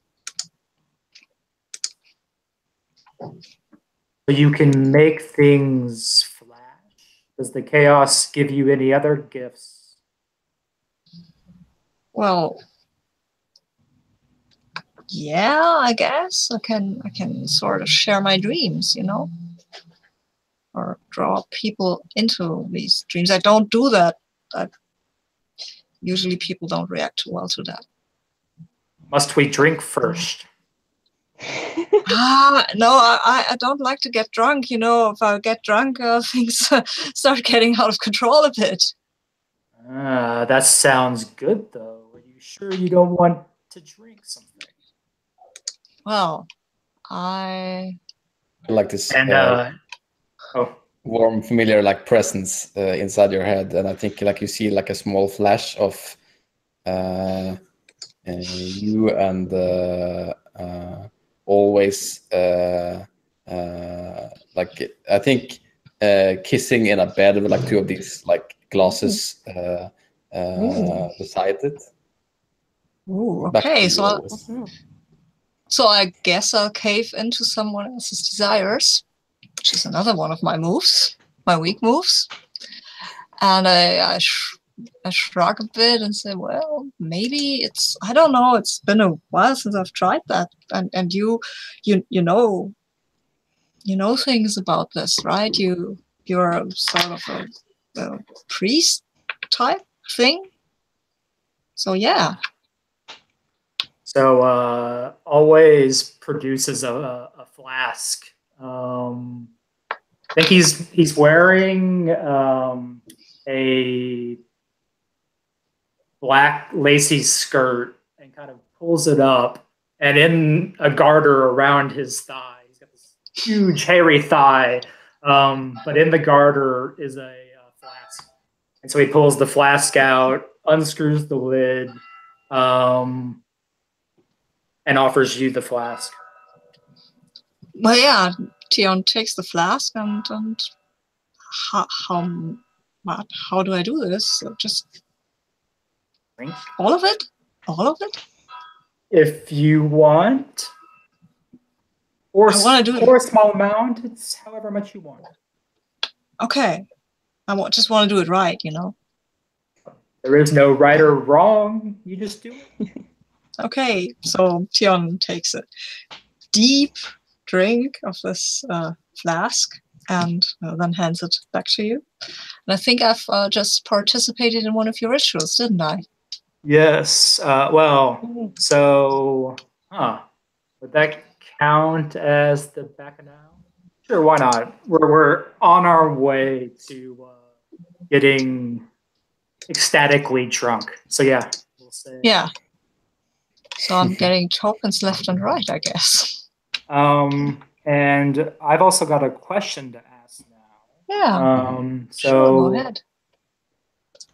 So always would like to know how can he deepen Tion's sense of belonging and purpose?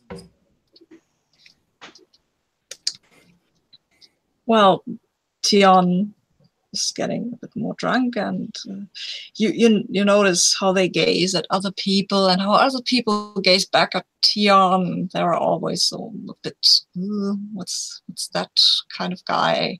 Who's that? And usually you can't see Tion's face because they hide it in this hood, and maybe you could just get them to show their face more often, so that people would feel more comfortable around Tion. So when Always takes back the flask from Tion, he says to Tion, you have this gift with chaos connection. You should share it more with me, my sisters, everyone. And maybe pulls back or goes to pull back Tion's hood. And if Tion doesn't move, he will lower the hood. Well, there's a flinch first, but Tion doesn't move away. So always. Tion. I'm sorry. Yeah, well, and Tion blinks at you with their dark eyes and looks around a bit nervously. Do you see the chaos now? Well, yeah, it's kind of beautiful, I guess. So Always takes a really big draw off the flask, and he says, "I wish I could see it. Oh, I can almost feel it, but I can show you. I can show you. Ha!" And Always eyes light up. How? Well, I think I'll just look, and then I will call forth the psychic maelstrom, which is a strong move, and which I will do now. I have more than enough tokens for that. So this is whatever happens now. I have no idea. Yeah, I think. But So I would. No, go on. Go ahead. You have any like? You're just gonna show him the chaos? Yeah, sure. That's what he wants, right? Yeah, I mean, and I think chaos. You get. It's like I think you see. I mean, I imagined this a little bit to be like the.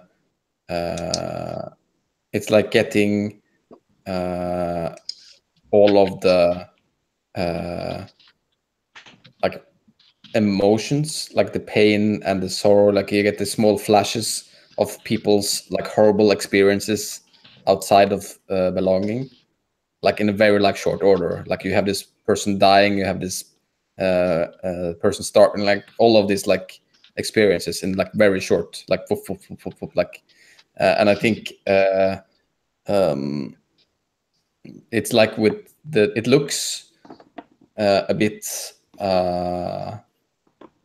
like it's in like gray tone, but it feels like very real. I think like you feel all the emotions of the people that you're going through, and it's like almost like when going between them, it's like you're actually going between them. Like it's like small like flashes where you like actually travel between the people. Cool.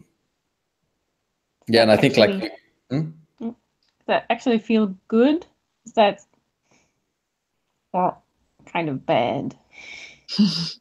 I mean, I guess it depends a little. I mean, there's a lot of intense emotion. And I guess I mean, I guess that depends a little on the person experiencing it. If you're a person that doesn't like tense emotion, like a person that tries to like be like desensitize themselves from that, I don't think it would feel very good at all. But if you are, I think that it definitely could be like felt less as pleasurable, because it also gives you like this sense of belonging in a way, because you're feeling it together with people, right? Cool. I think that's what happens. I like that. And I think then that as always feels this. I'm gonna imagine they were sitting somewhere with Tion while they were talking, and he just kind of lays back and takes it all in. And I think while it's happening, while he's feeling both the pain and the sorrow, but also the connection, he's kind of crying, but sometimes it's out of kind of empathy, the fellow feeling, but sometimes it's out of happiness of this connection. And then when it's over, he just laughs. And maybe that's the end of the scene. It's just him there laying and laughing at this experience. Cool. Yeah. Yeah. Great. Nice scene. Yep. Cool. And Robin, do you have a scene in mind? Yeah, I think Robin is going over to the place where Mia and the gang are keeping her bicycles. Yeah. And I'm hoping that Mia is also there right now. Yeah. When in the day is this? Oh, I think it's probably early evening.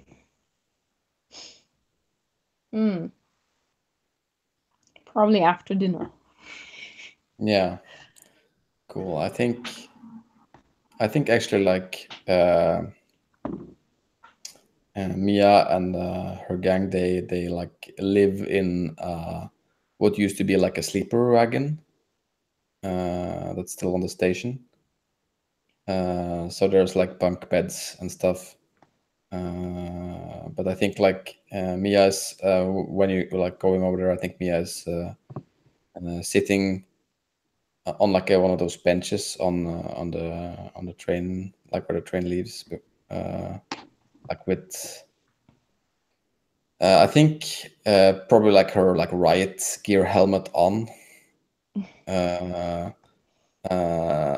and looking at the other like other people there like biking around, doing like tricks or something. I don't know. I feel like they're actually like doing that kind of stuff, like jumping over the benches and doing like, I don't know, stuff like that. I think she just like looks at them doing that, fiddling with her like baton or something. But she's inside. She's inside the train On her- station. She's like sitting out, I mean- like out inside the train station, outside the train. Okay. Well, Robin is just coming up to her and just. I was trying to knock on something, but since you're not inside. I mean, Just you might coming- still have to coming like to you the- knock on the bench because he's just a little. Yeah. Okay. from that Hey. from today. Okay. Hey. Just checking up on your bike. I thought it might need some tune-up, maybe. It's been around a lot.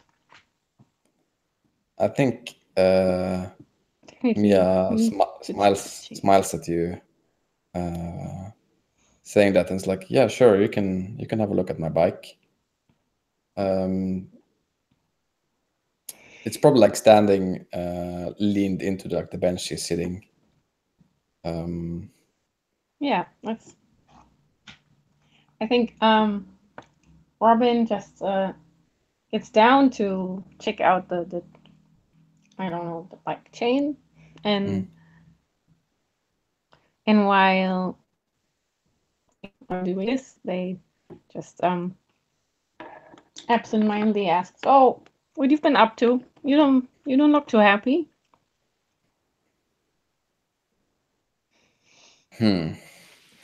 How? Yeah. Yeah, I think.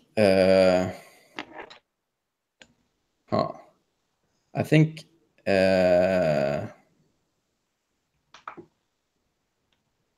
Mia, she like breathes heavily, and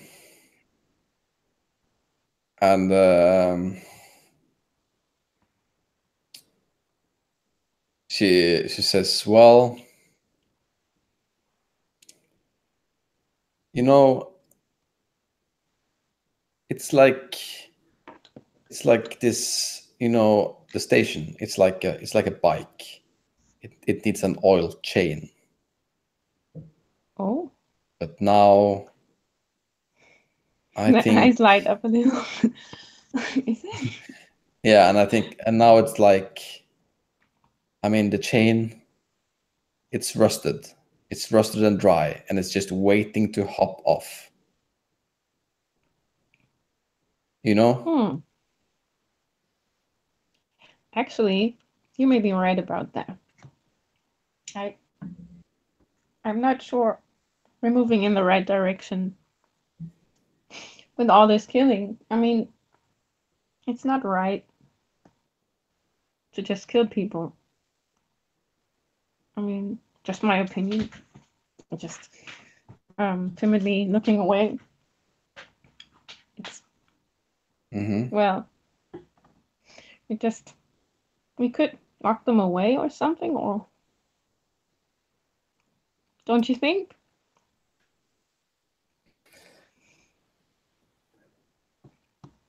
You know, that is a complicated question. It's like, yes, I don't want people to be dead. Not of us. I mean, what are we if we kill each other? I mean, then we're not better than. Why are we staying here? It's the whole purpose of us leaving and making this place is for people to be safe. Right. Yeah, that's what I'm thinking too. And I don't know. Who's keeping? Are we? I don't know. And I think like she like actually like takes like a. It's like a small silence from her at least. Well, that's kind of uncomfortable pause. Robin tries to fill with saying, "Well, your bike chain. I have another bike chain you could try out on your bike. That's actually, well, maybe it's not new, but it might work better, you know? Mind if I switch it out and take your old one back with me?" No, I don't mind, Robin. You can fix the bike. So What? So Robin, like when you fix a bike chain, like if it's old and rusty, like what is the first thing you do to think of a solution? Actually, I'm not. It's kind of the bike chain you have this day thereafter. It's not really broken. They just need it for something. and it's a special kind of chain.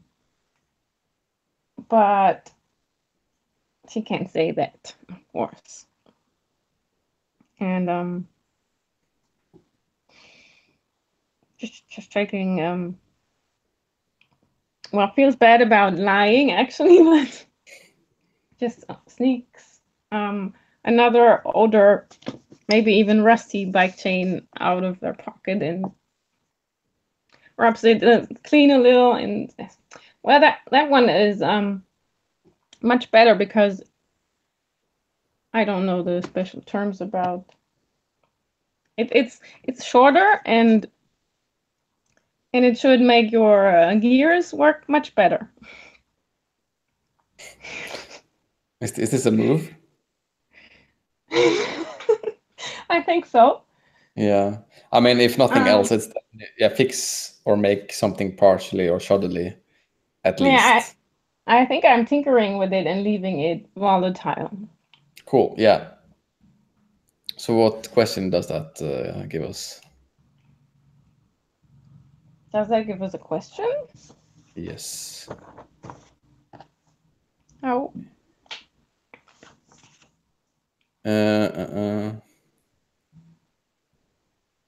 You're the stitcher. That's a weak move, right? Yeah. What has your character lost forever, isn't it? Oh. Oh, that goes with the... Oh, I didn't know that. Yes. The question always goes with the move? Yes. Oh. I didn't read that. Well, okay. Then, okay. What has your character lost forever?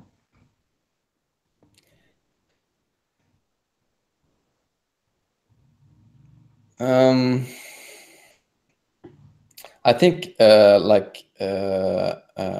Mia looks at you fixing the chain, and I think she says,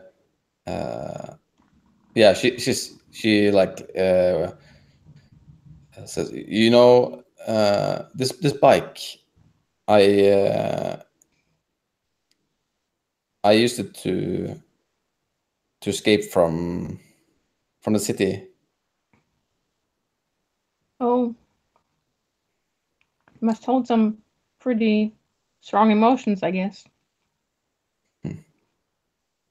I mean, the bike is just a bike, but yeah, I had yeah, and like I had a family there, and a son.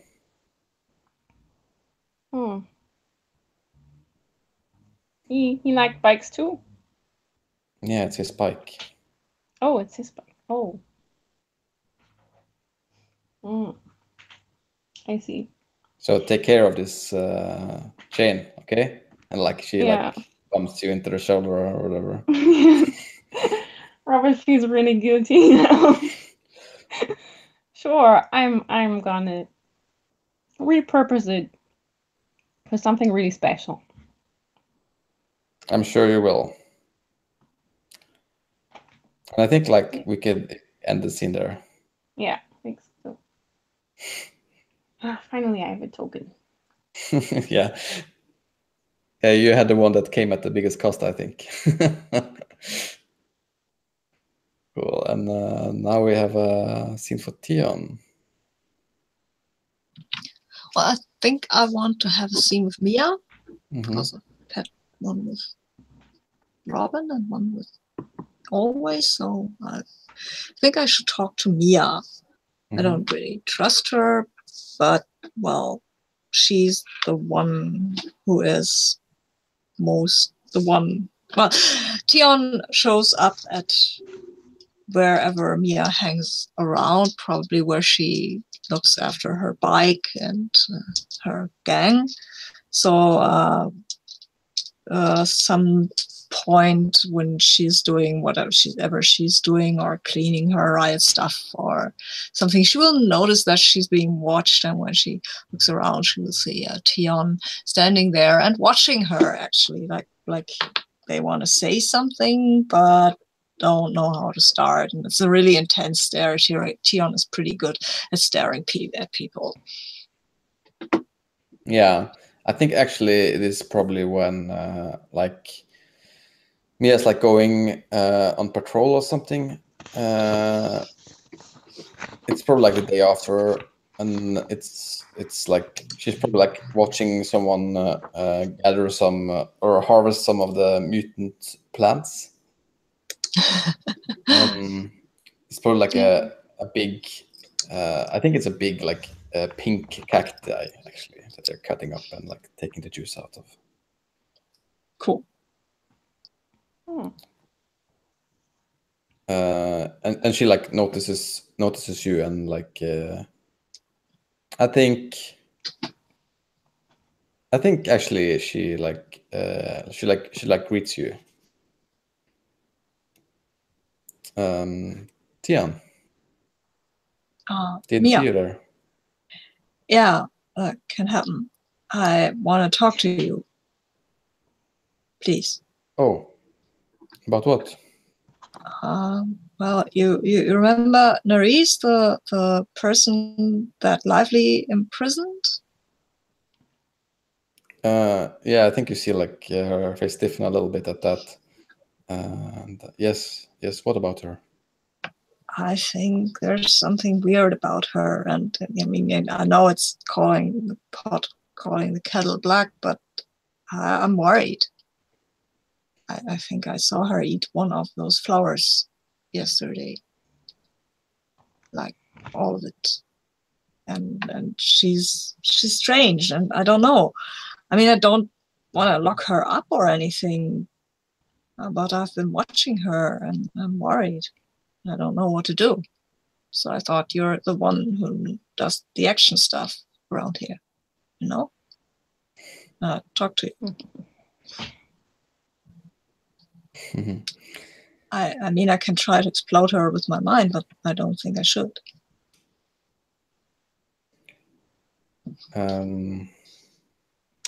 Yeah, I think Mia like scratches her head a little.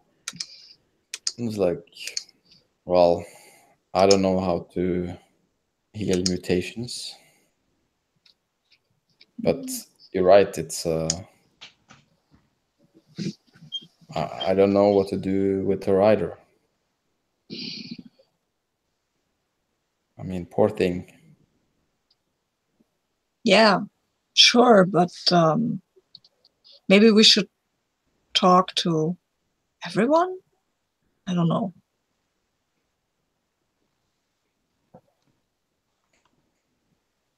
You said you would keep us safe, so Yeah. Maybe not just from those gang guys and from those weird religious types in the city proper, but maybe from something like this as well. Yeah, and I think like she straightens her face a little bit, like when you say that, and say, yes, you're right. I am? Cool. Since, yeah, and I think she's about to like speak real talk with you, but when you say that, I think she just like, yeah, we need to talk with everyone. I mean, I'm sure Gold would have a solution for this, but we don't have them anymore. Well, I guess, yeah. I don't know if I could ask him. I'm still sharing dreams with him, you know?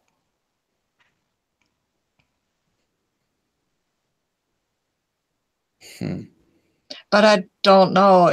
Maybe his solution would be to order one of your gang to kill her, and I don't think that's the right thing to do. I don't think killing somebody It's a good idea.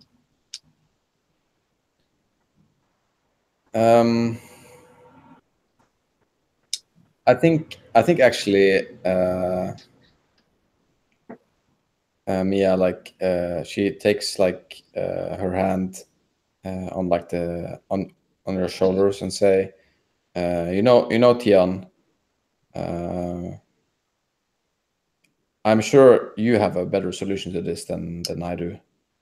I mean, you are much more resourceful than you think you are, and I'm gonna do a strong move, which Cool. is say just the right thing to extinguish someone's fear and bolster their confidence.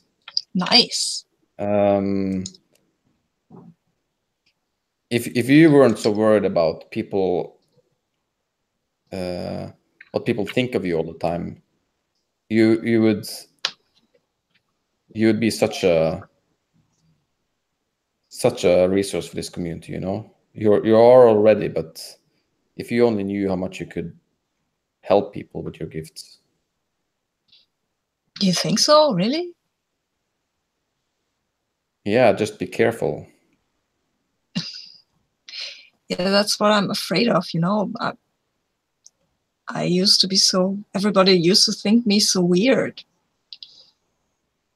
Yeah, I mean, that's how it is to be gifted, to have responsibility. People will look at you and criticize your every move. But that doesn't matter. I mean, you need to, in the end of the day, what matters is what you think of yourself, Theon.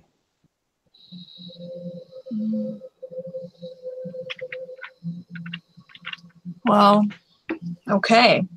So I guess I think we still should talk to everybody, but I could try to draw Nerys into a shared dream to find out what her agenda is, I guess. You know, if you think that, I will gather everybody. Okay? Okay, yeah, sure. We will talk to them together. Okay, let's do that. I like the idea of doing this together. Cool. Cool. Okay, so I guess that's the scene. Mm-hmm. I'm gonna also, yeah, there's also a question for me here, I guess, because I used to. Oh, cool. Ask me a question or yourself.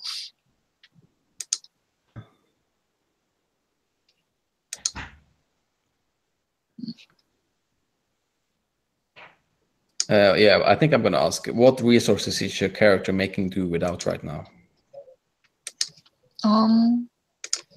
Okay. What resources is my character do without right now? Huh. That's a good question.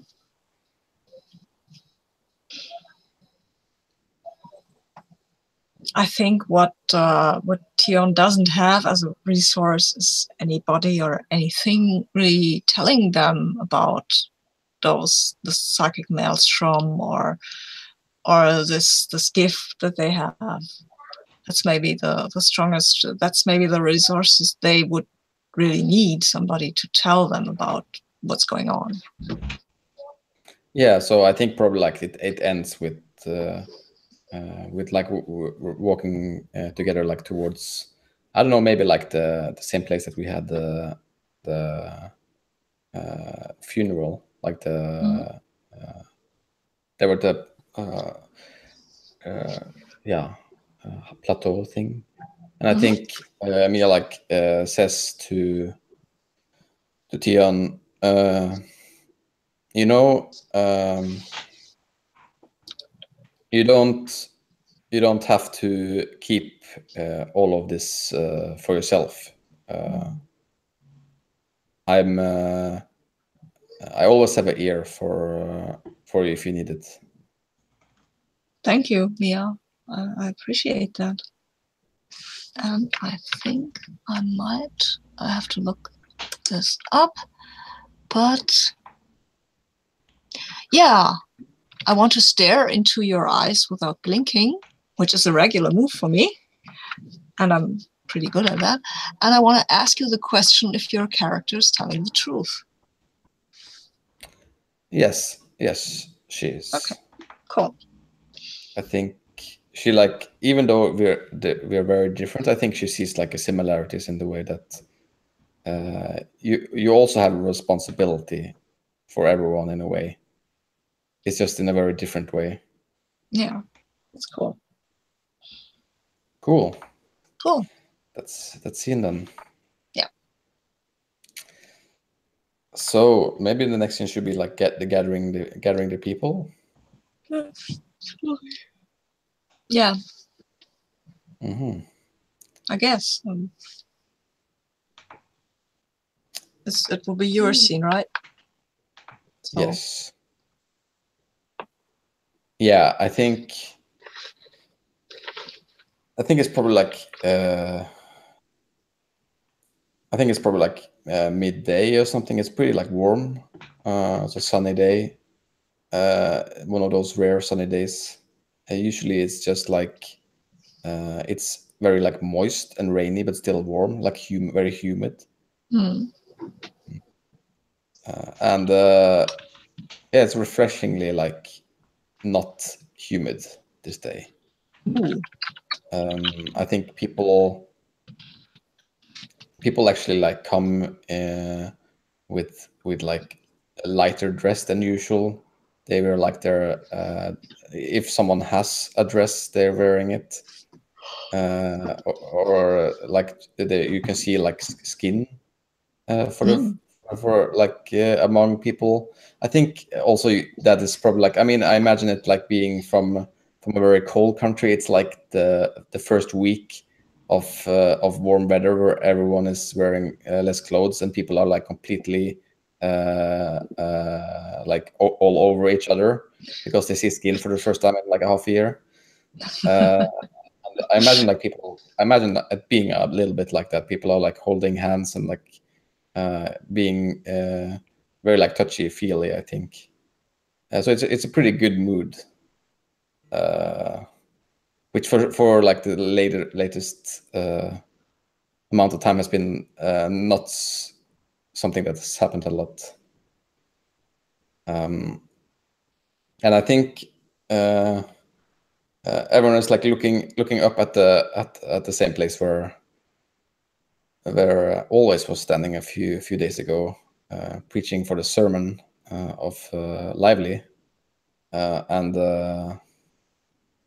Mia standing there now. I think she's wearing a like leather kind of like vest, and I think that's pretty much like it for her varying her like outfit. But it's like she's wearing like sunglasses, I think, like pilot glasses probably, and looking over all of the people. I think also probably like, I mean, you're standing up there with me, Tian. Yeah, I guess. And, Tion's still wearing their robes, so but the hood is off. They haven't worn the hood ever since Always pushed it back, unless it was raining or something, but not in good weather. Mm-hmm. Cool. So I think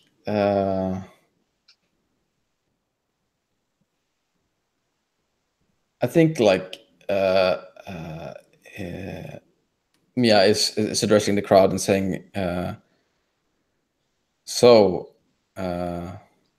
people of the train station,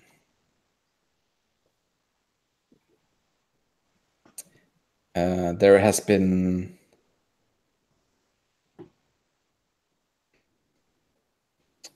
unspoken worries over the last few weeks. We have lost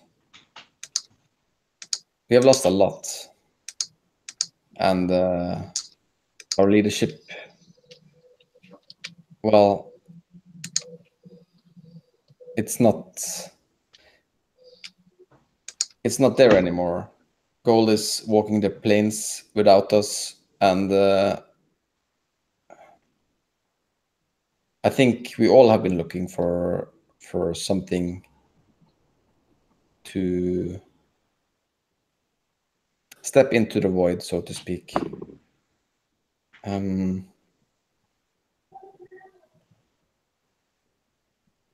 to fill us with assurance and comfort. And I think, like, actually, I think actually Mia, like, looks at you, Tian, saying this. Yeah. Well,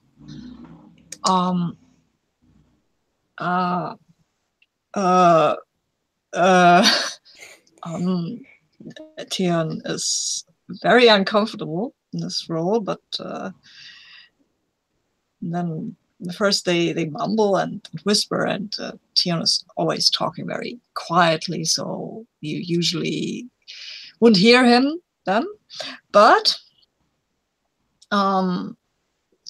well, if you push them a little, and that confidence you installed, they step forward and stiffen up a bit, and then they will make their voice actually louder, which is very loud. And then there is this like when you use a microphone in the wrong way, and then there's this beep noise. That's actually something that happens, but they're using their psychic powers with some come on, with not with our full precision, but with unexpected side effects. So there's always this slightly weird where the voice isn't steady. The loudness of the voice isn't really steady. I think also that it's like you intended, I think again, like it's a little bit of the same that already happened. Like you intended the voice to be loud, but in reality, it's not loud. It's just that everyone has the voices in their head. Oh, that's great. Yeah. But the loudness still varies. It's weird. Anyway, Tian says, I think I'm worried. I'm sorry, Nerys. I'm worried about you. I'm worried about what you're becoming. I know that Lively was worried too, but I think he chose the wrong solution, and then Gold chose the wrong solution. I think we should maybe try, all of us, to find the right solution to, I don't know, find out what's going on with you, really. Yeah, and then he looks at Nerys, and who's standing between all of these people, and then he looks back at Mia, like she knows what to do.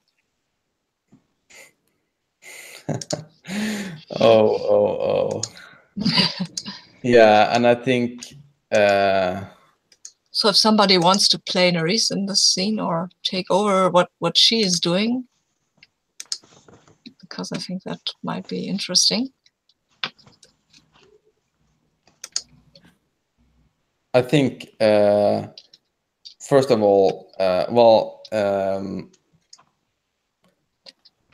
I think at that moment you see like Mia like looking at you like a question mark, and I think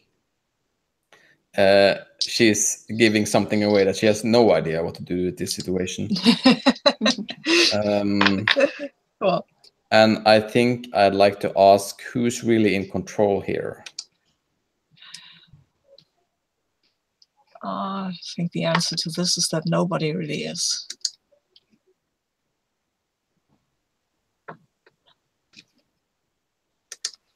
So how does the crowd react to this? Yeah.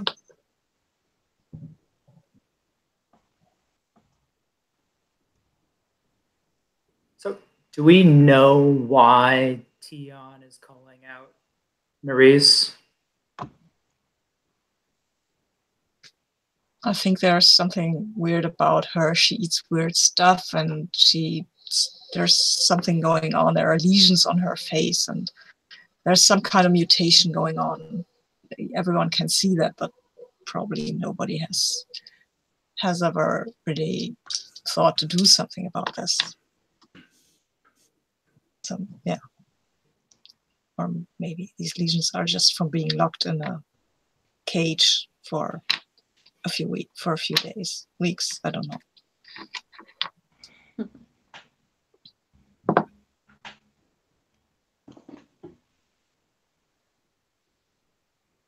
Well, I think the crowd is also getting a bit skeptical about Nerys and kind of drawing in and curious, but also kind of withdrawing partly from her, somehow gathering in like a half circle around her, maybe. Yes, what is wrong with her? Always been wondering. Must be a recent thing, Doctor. Yeah, I think probably like some of I think actually someone in my my gang actually like speaks up and says something like, you should have been the one that is what was sent out in the wild, not Gold. And people start like whispering. Yeah. Where is Always in this? Yeah, I'm wondering too. I think so. As the crowd kind of gathers around Nerys in this kind of half semicircle, I think that Always and his sisters will kind of move forward through the crowd, and I think Always will step up, and so because it's a sunny day, he's carrying this kind of lacy parasol sort of thing. And he walks up and he makes sure that Nerys is in the shade of the parasol. He's standing very close to Nerys. And he looks up at Tion and he asks, I know you speak with the chaos, so I'm not doubting your wisdom here, but who are we to say that Nerys should or shouldn't do anything? Well, I don't know if she's healthy, if she's feeling good, if we can help her, you know? Or if she's maybe even a danger to us. I don't know. I want to find out. That's what I want to do. I don't want to tell anybody to do anything, but I think we should talk about this instead of somebody locking somebody up or taking things into their own hands. Agreed. So, Nerys, what do you have to say for yourself? Are you hiding something from us?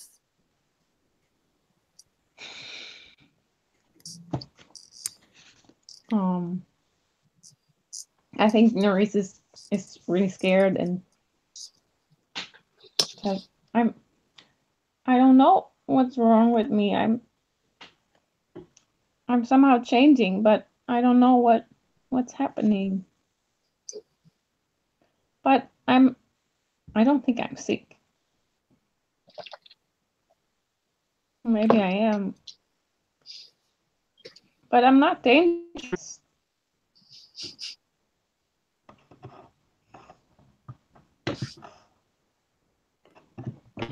How is the I just crowd feel like reaction to Yeah, go ahead. I just feel like this plant is. I have this urge to just eat this plant all the time, and I don't know why. But afterwards, I just feel so much better. That's not wrong, is it? It's like medicine. I think somebody in the crowd is muttering something like, this wouldn't have happened if we had stayed in the city. These whole plans are weird. Things going to hell in a handbasket. He doesn't say it loudly, but there's this murmur. It's not everybody, but just one guy.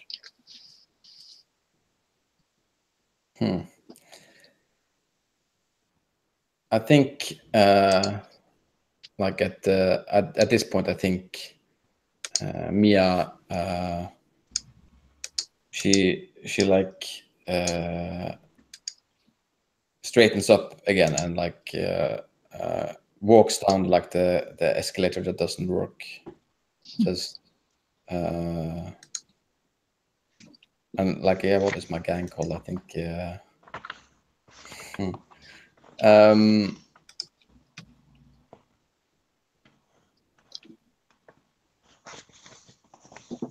Yeah, I think actually, because you are you called your like cult of following like sisters or whatever.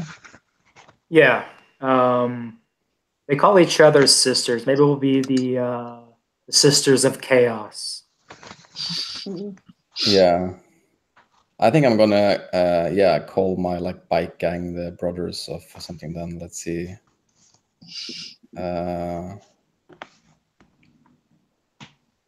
Yeah, I think it's gonna be like the brothers of serenity or something like that. Weird. Yeah, and I think like she walks down and says like shouts out, brothers, let's disperse this crowd. And I think I think says, no one is going back to the city. No one is throwing anyone out in the desert. That's not how we work around here. And I think I'm doing a strong move again, which is lead my gang into confrontation. And I think like I'm asking this to always. I think like I think Mia wants always to take lead of the situation in a more constructive manner than he has been doing. Like I think she wants him to rise to the occasion a little bit and not just be always. And the question is like, how can I get always to do what I want?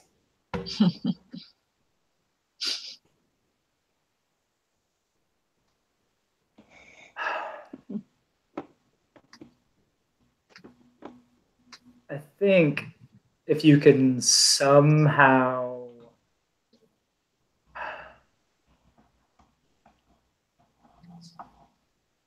to get always to do something, you've got to somehow convince him that what he needs to do or what you want him to do isn't actually something you're trying to convince him to do. It's not even something that maybe he necessarily wants to do. It's just something that that would happen, that the chaos would just carry into existence. Oh, that's hard. Oh man. Yes. Yeah, I think like Mia looks like through the crowd while like the brothers are trying to like calm people down. I think probably like people are getting a bit like agitated and maybe not violent, but at least shoving and screaming and shouting. Looks like through the crowd at always with like this like blank stare.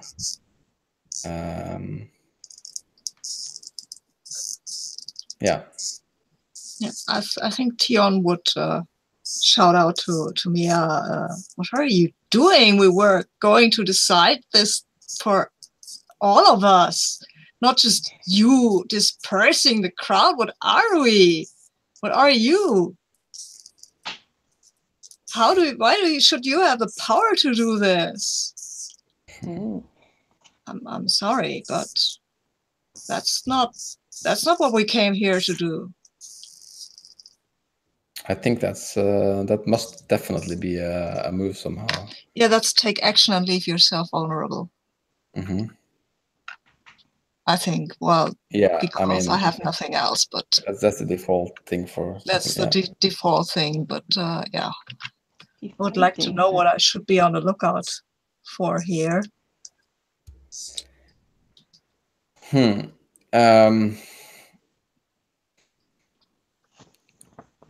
I think you should be on the lookout for people actually listening to you, starting following your lead. Okay.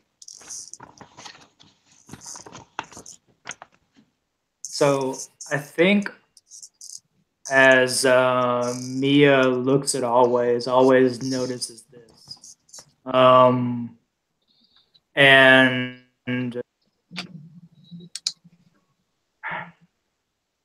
And he can sense that the crowd is starting to turn into maybe mob mentality, although it's not clear where it's going to be directed, if it's going to be against Mia or Nerys. And he kind of smiles because it feels unpredictable and chaotic. And then, but he realizes that it's not a, I guess what he would call a good chaos. So he's smiling and he just screams as loud as he can in this big burly voice, "Let's drink!" And yeah. And I'm attempting here to enact a cunning diversion. So this is one of my strong moves. Yeah, and maybe seems like it. Maybe diversion's not the right word for always. It's more, I mean, it is a diversion, but he's trying to channel this energy into something that he would find more productive. He's just drinking. Yes. So yeah. So I think, and when he says this, all of his sisters know exactly what he's thinking. This is kind of the cue to move towards the complex and drink and start a bacchanal. So they also, they're trying to kind of herd everyone towards the complex, but they're very almost joyful about it. They're not being confrontational, they're not being aggressive, but it is a very kind of jovial, kind of let's all go party kind of thing. And I guess I'm kind of curious about this. I'll just ask this openly. Who or what does my character secretly love? Because I don't know. And that seems more interesting than my character's greatest fear. Does anyone have thoughts?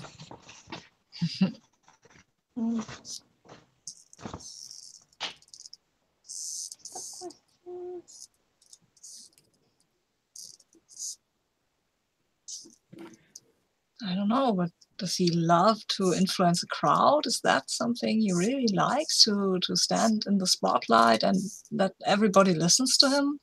Everybody goes, maybe changes their mind even, that he can do that? So maybe he's in love with this kind of position. Or maybe he could be in love with a person, Nerys, for example. Oh. I like that, because that might give an ulterior motive to him stepping forward. And sort of defending her. Yeah. Okay. Cool. I think as much as always can love anybody. I get the feeling that he's very, I don't know, polyamorous and really not a commitment type person. So as much as he can love anybody, he loves Nerys. Yeah. Cool. Yeah, I totally imagine it that way too. Yeah, I like that. Yeah, and I think like as people like start to bring out the drinks, and I don't know, it's getting kind of like a rowdy party instead of like the heated tense situation that it was. I think you see like the brothers like taking Nerys out of there. And I think like you see, I think like probably Mia is like holding around her shoulders, like in a protective manner, walking away from there. And I think that's probably end of the scene. Yeah.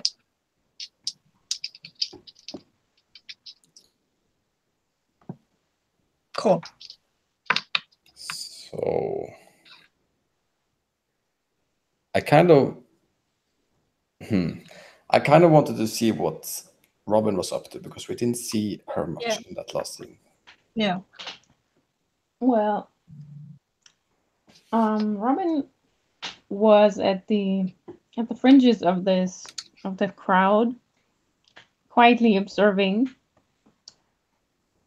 and tries to keep an eye on things, but not really take part in the bacchanal. Well, I think they went with the. Is this a compound, right, where these feasts take place? Well, they went there and just looked on for a while, maybe having small drink, and then sneaking out to a workshop. And they still have the bike chain in their pocket. Mhm. And as they at the workshop is some kind of maybe a little kind of partition inside the train station. So walls built from some kind of wooden boards and nailed together, and with some windows in them,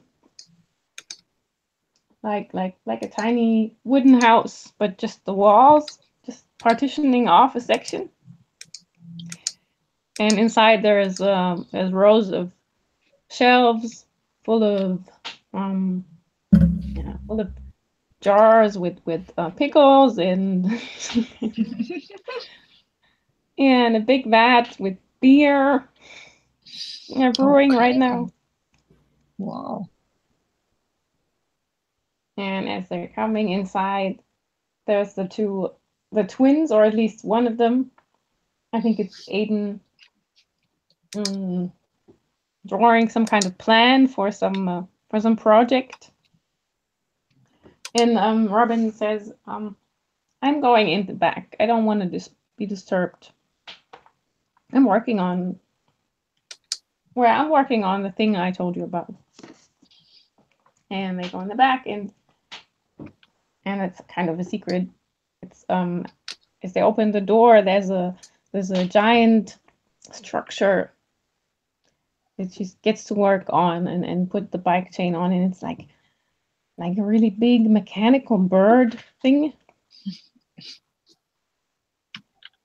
And this is one of the last parts that were still missing. That the bike chain is just being put into place in kind of where the heart should be. And I think somebody should come to the workshop to get something fixed, maybe some kind of NPC. Maybe even I have a good idea. Like, I think I know someone who needs to be fixed.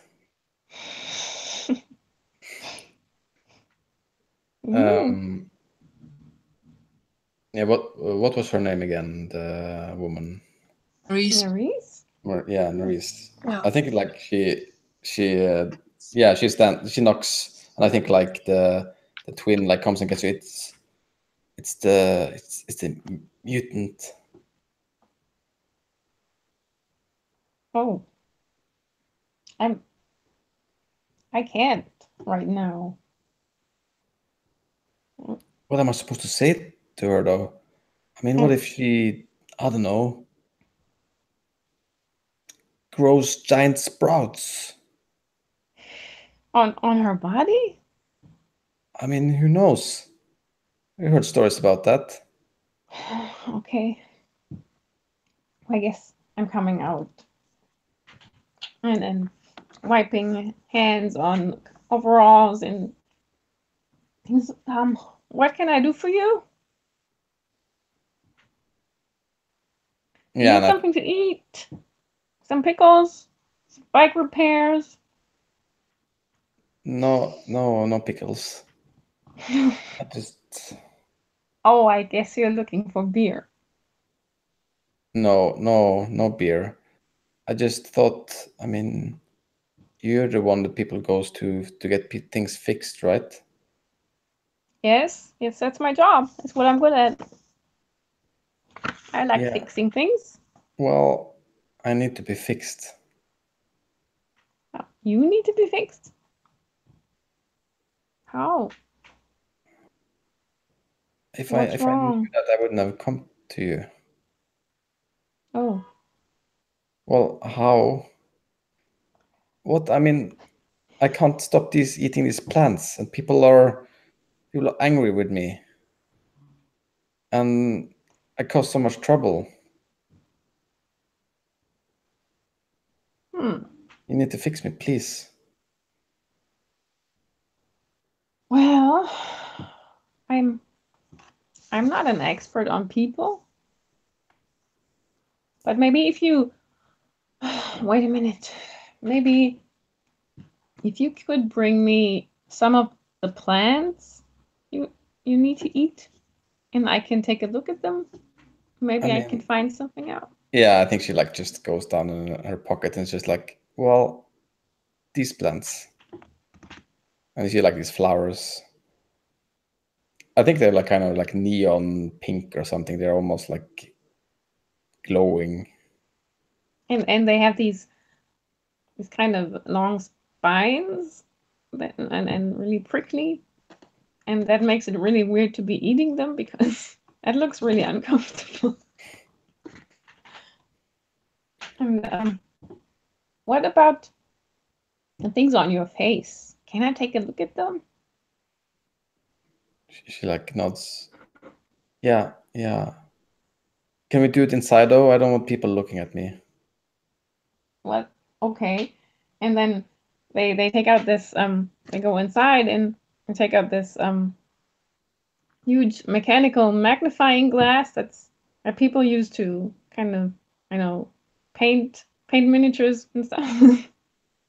Just really technical and just can you get on this table somehow and lay down on the table? Yeah, I mean, I think, and yeah, she does, and I think it's probably like a little awkward because I mean, there's a lot of things on the table, probably.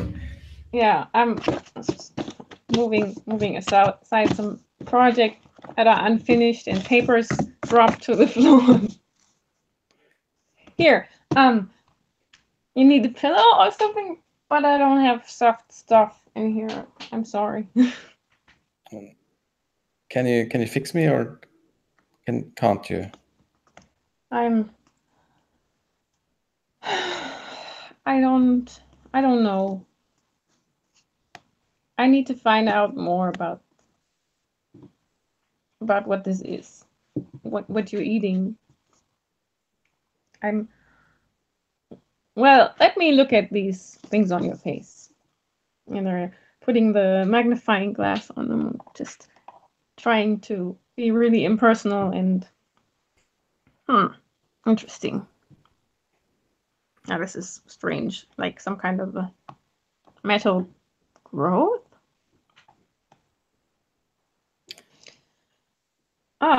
Well, and maybe even take a sample and put it in some kind of a little jar.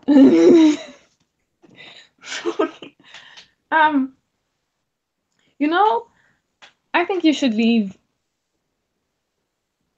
I'm gonna need a little time to examine all of this. Where should I go, though? I'm not we have safe a. I mean, home. Can't you go home? I don't want to go home. Lively locked me in there for months. So you want me to lock you up again?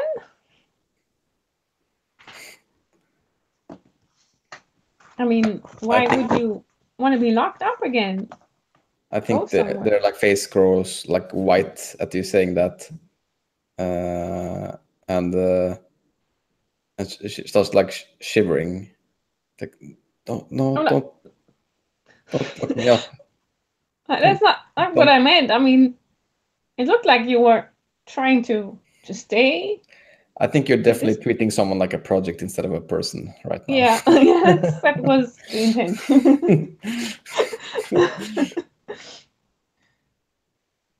So, am I asking the same question again? So, what has your character lost forever, Nerys?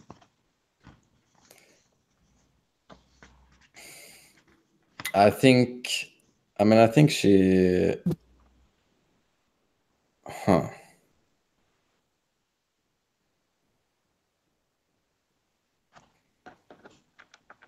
I think it's like a sense of like the sense of feeling safe. I think that's something she's lost forever. I mean, she's clearly quite traumatized from the experience she had being locked up and everything that's happened after. And you just like see the reaction also from what you just said, like how that affected her. Oh, that's not what I meant. I mean, you're always free to go, but if it looked like you wanted to stay here inside to be safe. It's kind of like being locked up, isn't it? Locking yourself up. Is that what you want? I think you see like she's like struggling to not start to cry. She's like, no, I'll find somewhere. I'll come back in like a day or something, right? Okay. I don't want to be. I don't want to be in the way. But well, oh, okay, if you say so. Well, they want to say something and say you can stay, but it's kind of awkward and weird and just, yeah. And I think that's her go. as you like as she like goes up the door, I think you hear like a sob, and she like runs for like the train station. Oh no. Cool. Well, Robin just considers for a moment and then consoles herself by going back into the sequin workshop and work on the bird again, putting the sample and the plant on the table and occasionally looking over and thinking, maybe I should do something about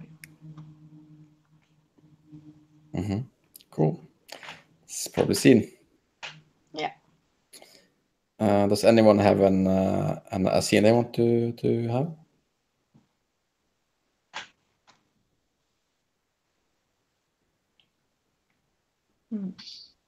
I think I would like to talk to Always. Yes, I'd like to see that too. Yeah, so Tion, after one or the other bacchanal, he will walk up to Always and says, hey, I want to talk to you. Is that okay? Of course. Well, what would you like to talk about? Nerys, I guess, and Mia, and what happened at this at the gathering. Because I mean, shouldn't everybody say what they want to say, even if it's let's go back to the city? I mean, if we want to go back to the city, they can, shouldn't they be able to? I mean, I don't want to go back to the city, but I know that people have been talking about this. They dream about living sort of somewhere where they don't have to worry what they will eat next and what will eat them next. I know that people dream about that.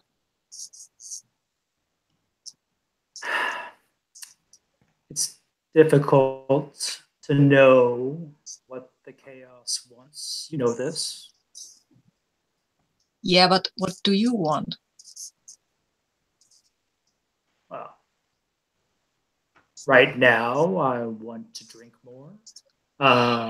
Eventually I'll want to sleep or fuck or eat or I want many things. And later I'll want different things. Why do you ask? Yeah, because I didn't like how it went. No? Because How did you want it to go? I didn't want for anybody to say, no, this is enough, let's everybody go home. That's what I didn't like, and I mean... So you would have preferred we didn't drink? But yeah, like the drinking part was okay, but the whole breaking the meeting up part, I didn't like. No. And I've got an idea, and I want to run it by you anyways, because I think maybe what the whole Nerys situation needs is some empathy, and maybe we should start eating the flowers too. I don't know if it's a good idea.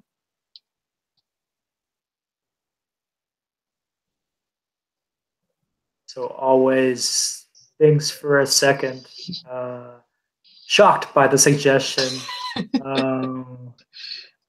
and then smiles and laughs and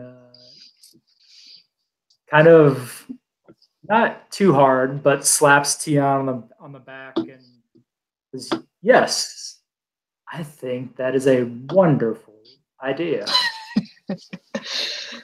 Tion looks pretty relieved and says, well, I think they sometimes, I feel like they sing to me, those flowers.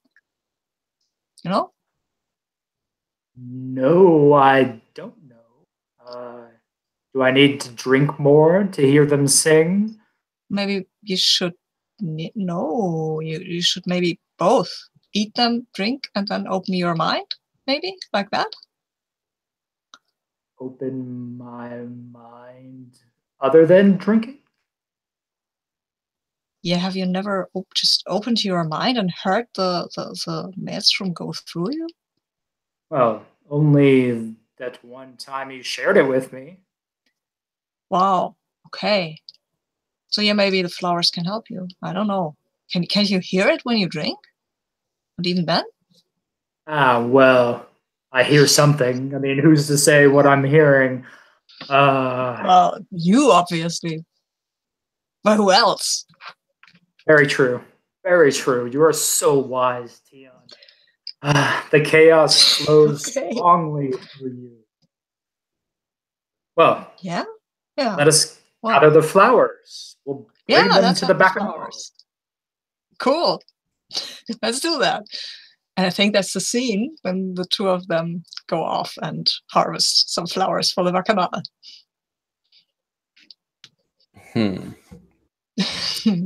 I think like I'm thinking that we're planning to be done in like 15 minutes. I think like we're I'm thinking we maybe should try to see that scene with the bacchanal with the flowers. Yeah. And then have that as the end scene maybe. Yeah. I think Ryan should frame that. It's his bacchanal. Okay. Well, I imagine the previous bacchanal. I mean, it never stopped, so it's still going. Everyone is probably quite drunk on the moonshine at this point. And it was the warm summer day, and people are encouraged. So it's kind of it's probably twilight at this point. It's still warm, but not humid. And people are just indulging in their desires. There are probably some people having sex over here. Some people just laughing and singing over here. Just whatever people want to do, they're doing. And Tion and always return with the flowers. Are Mia and the Boys of Serenity? Is that what it was? Yes. Okay, Brothers so of Serenity. are Mia and the Boys of Serenity there? Yes. Okay. And what are they doing? Well, I think actually you see like at this exact moment where you like come in, I think the camera like shifts to Mia like taking this like downing another glass of the moonshine, and I think once again she is getting high at the worst possible moment.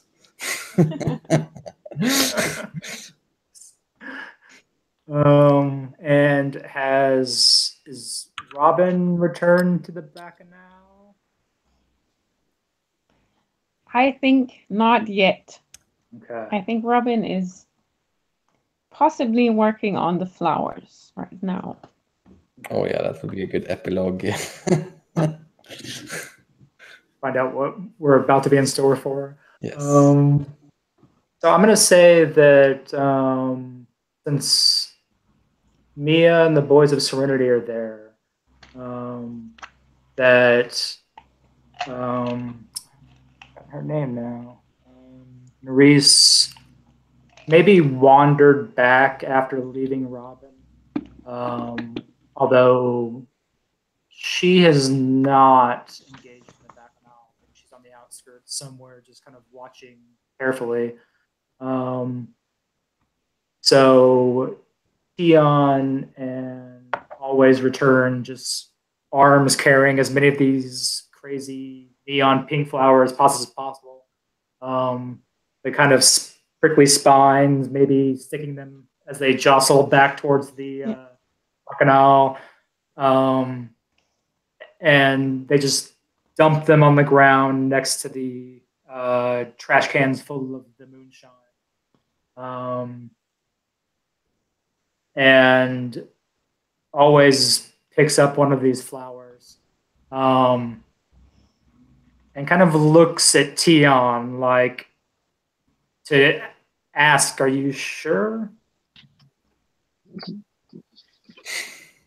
Well, Tion isn't sure, obviously, but they take one of these flowers in his hands and looks around, looks at Nerys standing at the outskirts of their community that is supposed to be a community of people that have nowhere else to go, and that's what they say. Actually, I think we need to be a community again.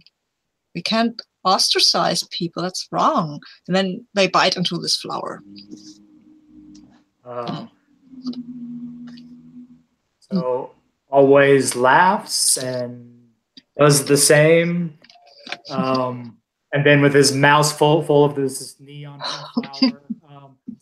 I'm imagining they're like pods, kind of. So there's like this pink neon juice kind of gushing out of his mouth and down his beard.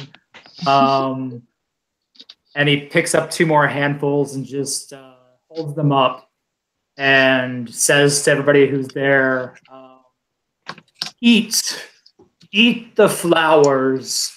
Eat the flowers like Nerys. Yeah, and I think like throws them out to everybody.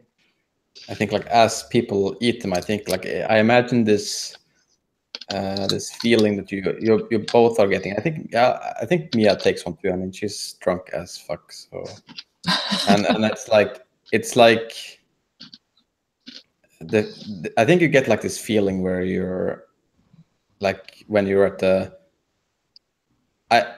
when you're at the party and you're like dancing, and it's like you're not even yourself. You're just like dancing with all the other people. Like this sense of self almost like vanishes for like a little bit, and you feel like all the emotions of the people around you. And I think people like being happy and feeling together. And then I think maybe this is a good time to cut back to the workshop of of Robin to see what's actually going on. Well, I think Robin is just looking closely at the flowers and finding nothing wrong with them. Has now tried to feed the flowers to some animals.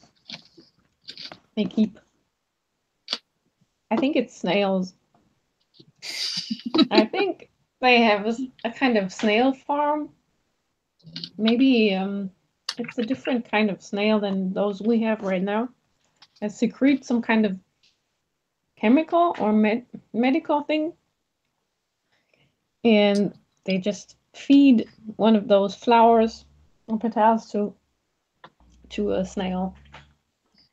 And something weird happens, but I'm not sure yet what. Maybe the snail turns pink? Or the secretion turns pink of the snail. Yeah, maybe a secretion turns into some kind of pink metallic puddle that, as you touch it, grows solid and is like a metal, kind of like metal. Ooh. Okay. That seems like the perfect place to cut the pilot episode of this show. Yeah. Cool. Really. Yes. Oh, well, yeah, that was Dream Askew for you. Yeah, that was nice. We didn't have any gangs, but well. Yeah, it was very like internally focused. But yeah, I mean, you definitely feel like this is a thing that benefits from more sessions. But it was a very nice like preview of how it feels like to play it. Yeah, that was fun. Yeah, I really enjoyed it. It's pretty neat, like with his questions and stuff. Actually, the economy of the game is I like it. It was interesting. So I think it's the first GM-less game I've played outside of like board games that try to do that. Okay. And it's probably also the first game I've played that didn't have some sort of dice or cards or something to randomize what was going on. And it was I was surprised how well that worked. 'Cause I felt like the story still moved, and we kept figuring out things to do, even though we didn't have those mechanics to do it, for us. So it was really cool. Mm-hmm. Yeah. Stories like that hand on the players playing with the things the other players throw up. That's very important, I think. Yeah, and also the questions like brings a lot of good stuff to do that with, and it's really, really cool that there's different questions and different triggers for all the playbooks. I really like that. Yeah, the playbooks are great. I Mm-hmm. like that too. Yeah. Oh. Well, definitely the setup makes so much material for a whole season, or Yeah, just gives a nice taste. Mhm. You feel like you need to know more about these people. Mhm. Next week. Yeah. It's like, Click on damn. Why did I station. cancel this after the pilot? God damn them. Damn it. I Yeah. had to know what was going on with the snakes. Yeah. Snails. The Yeah. snails. And this is something I might put on the calendar actually, like for a series. It seems like a game that I would enjoy running. Also, it's not something that's on the calendar a lot. I haven't really seen it other than this. Well, it was someone playing it this week actually. I don't know if it was on the calendar, but so it was like. There's a convention this weekend, and they're playing it there. Oh, so right. But I haven't seen it played a lot. It definitely deserves a lot of play, I think. Yeah. More play than it has gotten. Yeah, of Avery's games, like Monster Hearts has gotten all the attention, but her other games are also really good. I also really enjoy Ribbon Drive, which is a mixtape game. You should check it out. It's super cool. Okay, I haven't played that one yet, but I'm curious. Yeah, you should. It's super good. Also very cheap. It's a small leaflet thing. Also, it's okay. Yeah. But thank you all for playing. It was super nice playing with you all again. Yeah. I'm going for a summer holiday now, so I'm not gonna play games for like almost a month, I think. Ooh. What? But I'll be back in July. Okay. I think you're in my games then, Ryan, aren't you? Yeah. Shock and Polaris. Polaris. More story game classics. Yeah. Maybe somebody will But put up games. check out of Polaris. I really want to play that one again. Yeah, it's super. I'm super close, but I haven't played that before either. I played it 10 years ago or something, so it's been a while. Yeah, I was too late to that party, like in the indie Forge Day revolutions where everyone was super passionate about these kind of things. Also in Norway, they were young and playing games. I wasn't there for that. I was playing goddamn Vampire the Masquerade. What the hell was that? So, but that was used to be in the 90s. That was the gateway drug. You started with Vampire the Masquerade, and then you progressed into the indie game. I just never went away from the damn indie like the gateway drug. God damn it. So yeah, but until then, I wish you a nice summer and a nice evening or day, depending on where you are, I guess. Yeah. Yeah. Have a nice vacation. I will. Yeah, have a nice vacation. See you hopefully after. Yeah, for sure.